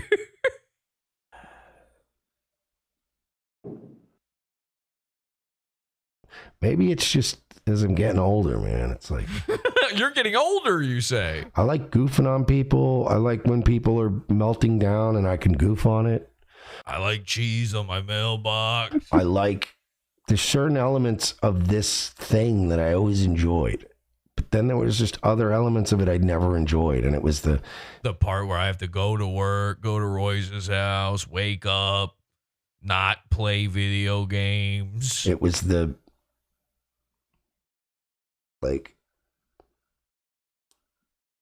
pretend to be straight. I guess committing like a certain percentage of my brain's working power all day on coming up with ways to say hurtful shit to people that I get all day. It's funny to come up with lines and goof on people, but then I don't know, man. I just feel like this internet shit gets to a point where it hurts you because you are a lolcow? I'm a lolcow. If you follow whatever you want to call it, the sector, whatever you want to call it. He was watching. He was another guy. Dick Masterson's watching. Mersh is watching. I'll tell you this, Milo's watching. Milo loves Potawful. All right, he's a brand new fan of the show. He tweeted today, he said, "Where's Potawful been all my life? This is the greatest thing ever." He bought a sweater. Oh, he did? Awesome. Hell yeah. He bought the Clickhead sweater. Shout out to Milo. We love Milo. You should be rooting for babies. Ethan Ralph's kids and him. You should be rooting for Ralph. You should be rooting for his kids. Was Dick Masterson doing that at any point? I mean, Dick supposedly didn't have Ralph on his show because his girlfriend is pregnant. Meanwhile, Ralph had 2 different women pregnant at 2 different times. And every time Dick's like, "Yeah, come on the show, get drunk. Here's my drawer full of research chemicals. This will never affect children in any way." You should be rooting for the mother of his children who, despite which one? His differences with them, you should just be rooting for them because they all had a part of whatever this is. Remember this? I was DMing with Ralph earlier today. Remember when Dick went to the Ralph wrestling event, Ralphomania? I found the picture of him and Ralph hugging each other, taking a picture. He wore the Mr. Medicare sweater to that event. This is at a time when Ralph hated Mr. Medicare, right? It's obviously purposefully disrespectful to him. I sent that to Ralph. I didn't even say anything. I just sent it to him. And he was like, "Damn, I forgot. I guess I blocked that out of my head. Thank you for sending this to me." the clue, the clues are there the whole time is basically what he's saying. Like, the veil has been lifted upon my eyes. It's really sad. I don't know. There's something very sad about it where I'm the only guy who's been telling him this whole time. Dick Masterson, bad. Jesse, good. Okay? Dick Masterson does not have your best interest. He's not your friend. He's not anybody's friend. The entire Maddox story is the story of a guy who you should never trust as your friend in any regard. Certainly not if you're another internet guy. It should have been a clue when Sean, who presumably was being paid decently, couldn't even take it anymore. Sean is Dick's childhood best friend, supposedly. And when you listen, I should have played it. When you listen to his big, I'm quitting the show speech, you can, they're essentially saying we're never going to see each other again. This is it. I don't think they've been friends since he basically started on the show. Mersh is sitting there with his dumb crossed eyes, watching this go down. He likes Ralph, he likes Dick, but he still wants to be friends with Dick Masterson and thinks that's a possibility. The saddest part in all of this is that Mersh would kill to be used by Dick Masterson the way that Ethan Ralph was used by Dick Masterson, but he's still caller Mersh. You should be rooting for Dick Masterson's child. You could have just stopped at Dick. And his girlfriend, who has largely had little to do with this and taken a lot of shrapnel. You should be rooting, you know what I mean? You should be rooting for mushrooms in a forest somewhere because you are a pig. To take a side in some shit. There's so many people who hate me on the internet and try really name one to make a name for themselves doing it. Really? Name 10. If they had a kid, I would view that kid every day. I'd be obsessively viewing them, keeping files. I was just rewatching Breaking Bad recently. And fuck. Remember that scene with the ATM machine when they're in the meth head's house and that little redheaded kid is just filthy and hasn't eaten? A normal human being, Mersh, has a story about a kid they can pull that isn't from prestige television. And if we're talking Breaking Bad, where half a block down the street from The Wire, and Jesse's trying to take care of him, whoa. You know what I mean? Yeah, these meth heads rip me off, but I don't have anything against the kid. If are we still talking about Dick Masterson here? Nobody should be trying to score a fucking point by being yeah, good luck having fucking teenagers when you're old, faggot, loser, faggot. Okay, Jesus. And I'm I'm getting soft, man. Not the first time he said that. Ask Show Me Kitties. I'm either getting soft or I just never had it in me. Another thing that Show Me Kitties has experienced. She never had it in her. Maybe. These are repeat jokes from Discord last night, by the way. I'm not remembering. I'm literally right now, for those who were there for it the first time, just coming up with the same joke again and then realizing I've already said this before. I'm having deja vu right now. This is just what I would say every single time. I mean, you just called him a truffle pig last night. Just straight up. Just a truffle pig. That one happened too. We did a practice run. We were writing the script last night for this episode. Maybe I just don't. I agree. Really, I guess I just have a problem taking a lot of shit personally. Oh, well, then you couldn't hang out with Milo, according to Vito. I guess it just washes off my back, man. Oh, yeah. That's what you're known for, Mersh. I'm a Mersh, the lolcow. duck of the internet. Yeah. Like a fucking duck.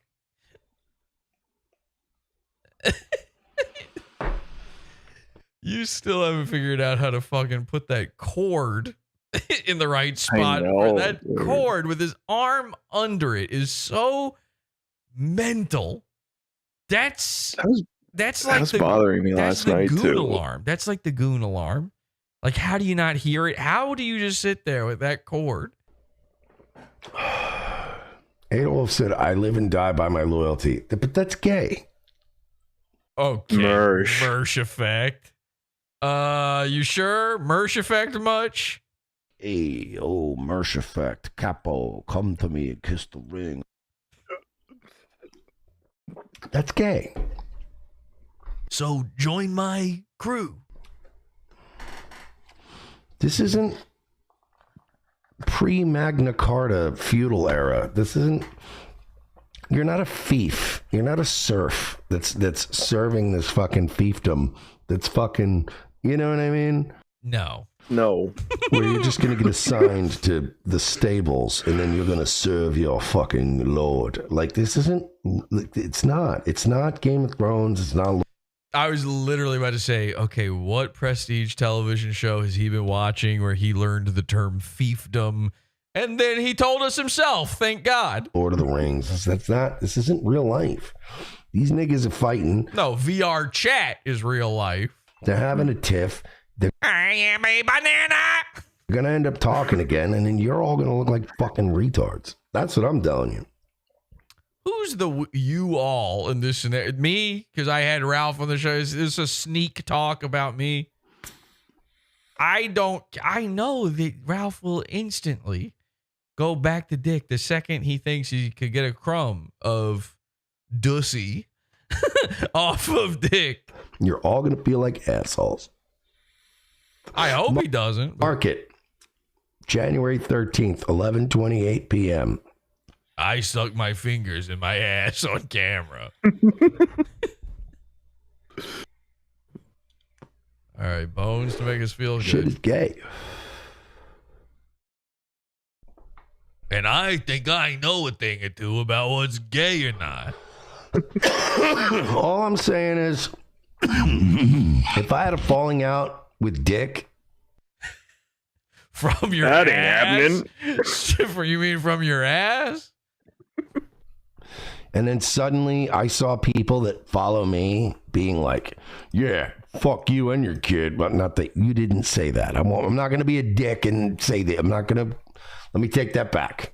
I'm being a little hyperbolic about that. Sure. But you know, like, I would feel shitty if somebody said on my behalf to Dick, like, yeah, oh yeah, have fun having a teenager in your 60s, you know, fucking loser.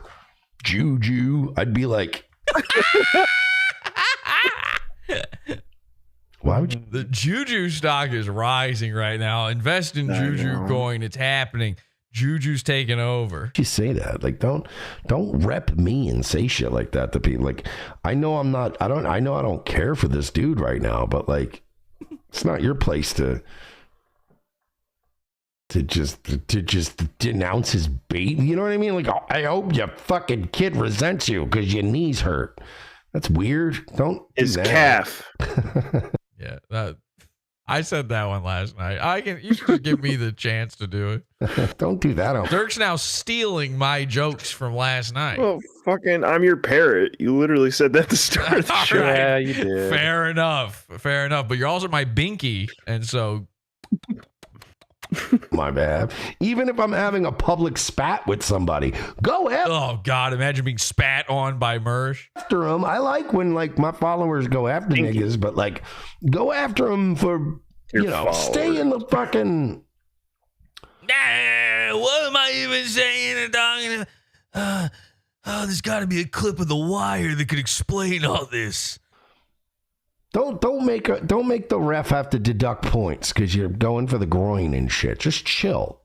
Sports, the thing I'm into. You'll win the fight clean if you just bring, you know what I mean? You could just get in there and do your fucking standing game. And if it goes to the ground, you're confident you're going to get this done. Just do it. Even if Mersh, the sweet scientist. You got to do it on points, but don't start fucking hitting people in the throat and shit.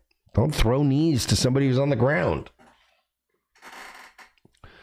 Monty Dyke, Mersh lost that flow like Cuddy. No, you know what though? I do feel that way sometimes. Wow, the Clippers are going to lose. The Clippers are going to lose. Okay, there we go. All right. Tonight. Let's get rid of that. That's plenty. Okay, so oh man, this is running so long. I know we got to get to this pod after show. I know people are going to be too tired. They're going to want to go Betty by at this point, but I have to show you this one thing. Wait, where is? Oh no, it's this one. So here's the thing. I've been doing a lot of thinking about this, and I realized something. Mersh people are saying he's copying Virgie G, his hyena. We have a clip here that we're gonna play in the pod after show where we actually Lenny made Henchman VR chat avatars. So we sent TV head Henchmen after Mersh. This is the incredible thing about VR is we can really do this. We sent TV headed Henchmen after Mersh to DDoS him. We're going to go over that. We're going to go over Urquit fucking with him in the pod after show. Here's a little clip. It's that I don't want to, I don't care to deal with your fucking, This is Virgie. the people that hate you. There you go. We've already been messing with Virgie at this point. Hello. Hi. My name This is way. Michael Stephen Shilley. I live at 327 This way. West This way. Road.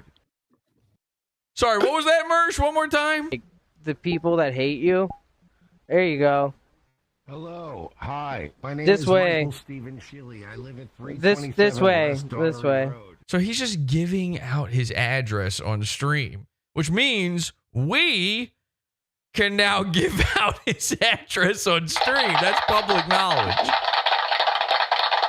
He did it again. Yes, this is the second time now we've made Mersh do this. He's so fluffed by these henchmen, and they haven't even gotten to him yet, that he's just giving out all of his info publicly here. It's really insane. This clip is so funny and so good. People have been saying that Mersh got all this VR chat from Virgie, that Virgie started it. But no, that is not the case. You know, I have been watching for a long time. I'm a fan of, people always say, Jesse, is there anything you actually do like on the internet? And yes, there is. There's a guy called Daniel in Second Life. He actually put out a video today that I haven't watched this yet. I've got it here in my tabs because I was going to watch it. Daniel in Second Life has been for years now the top troll of this type of thing. Second Life is VR chat before there was VR. And this video is called GTA 5 RP is serious business. So this one's GTA 5. But he normally does Second Life. He goes in there and he does. You know what? The reason I like it is it's very Potawful-esque. He basically does nothing and everyone gets really, really mad. All right, watch this. Again, I haven't seen this, so this might suck. But almost all of his videos are very funny. No way. Oh, that blow. And another way Daniel is like me is his shit gets removed from YouTube all the time. That blows. I know he's pissed. Anyway, Daniel rules. Check out DNSL. He's got 3 different channels on YouTube. He's still up. Oh, he re-uploaded it. I guess he all right. So he's still good. Let's try this again. There must have been something in here that was no good.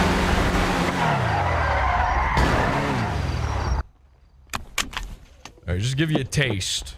All right, what seems to be the problem here? I've been watching this. This guy must have been doing this shit for 10 years at least. At least. I've been watching him forever. Sir, you need to leave. What? You need to leave. To leave. What seems to be the problem Get here? your vehicle and leave. What the hell? The problem is you. Me? What did I do? Interrupting my scene. Oh, I'm not supposed to be here? No. Oh, okay. I was just asking what's going on, and they arrest me for no reason.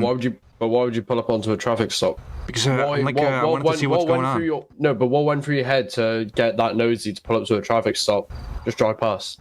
Hey, that's not a felony to be nosy. No, but it's really fucking annoying when you be nosy. It's just not needed. But I wanted to see what was going on. So this is, this is it. Now, I know this is not a great example here, but all he does is he acts dumb.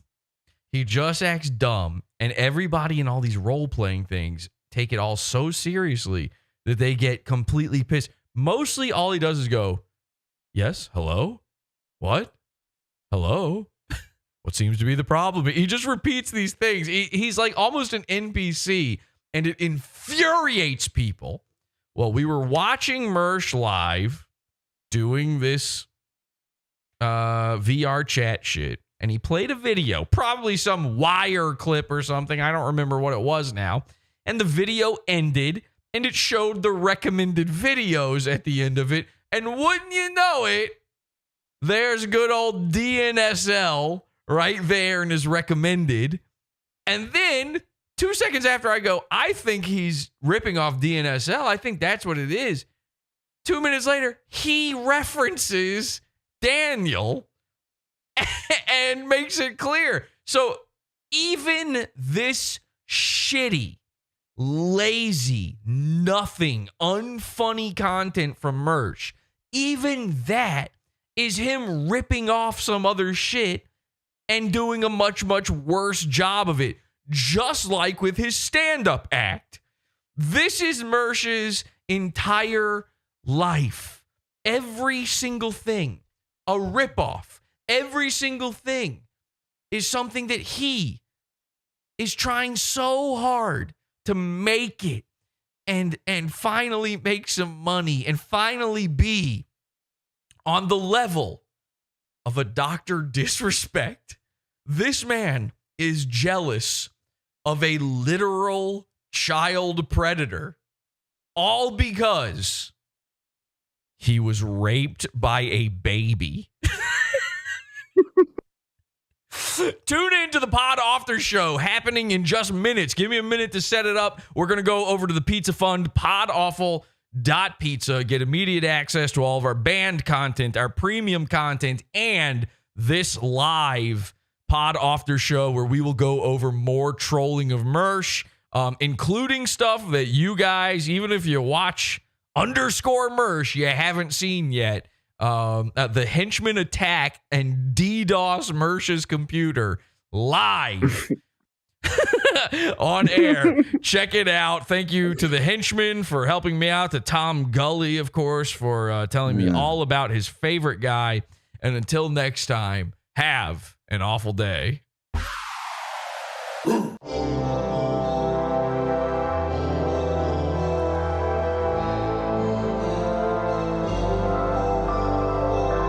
Podawful.pizza.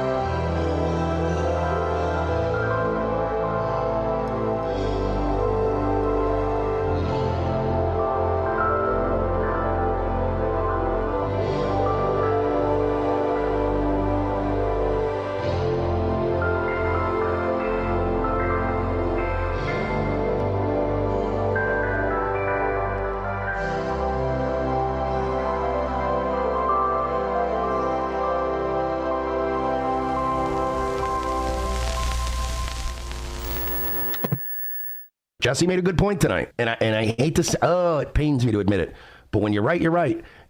I'm going to cope and see.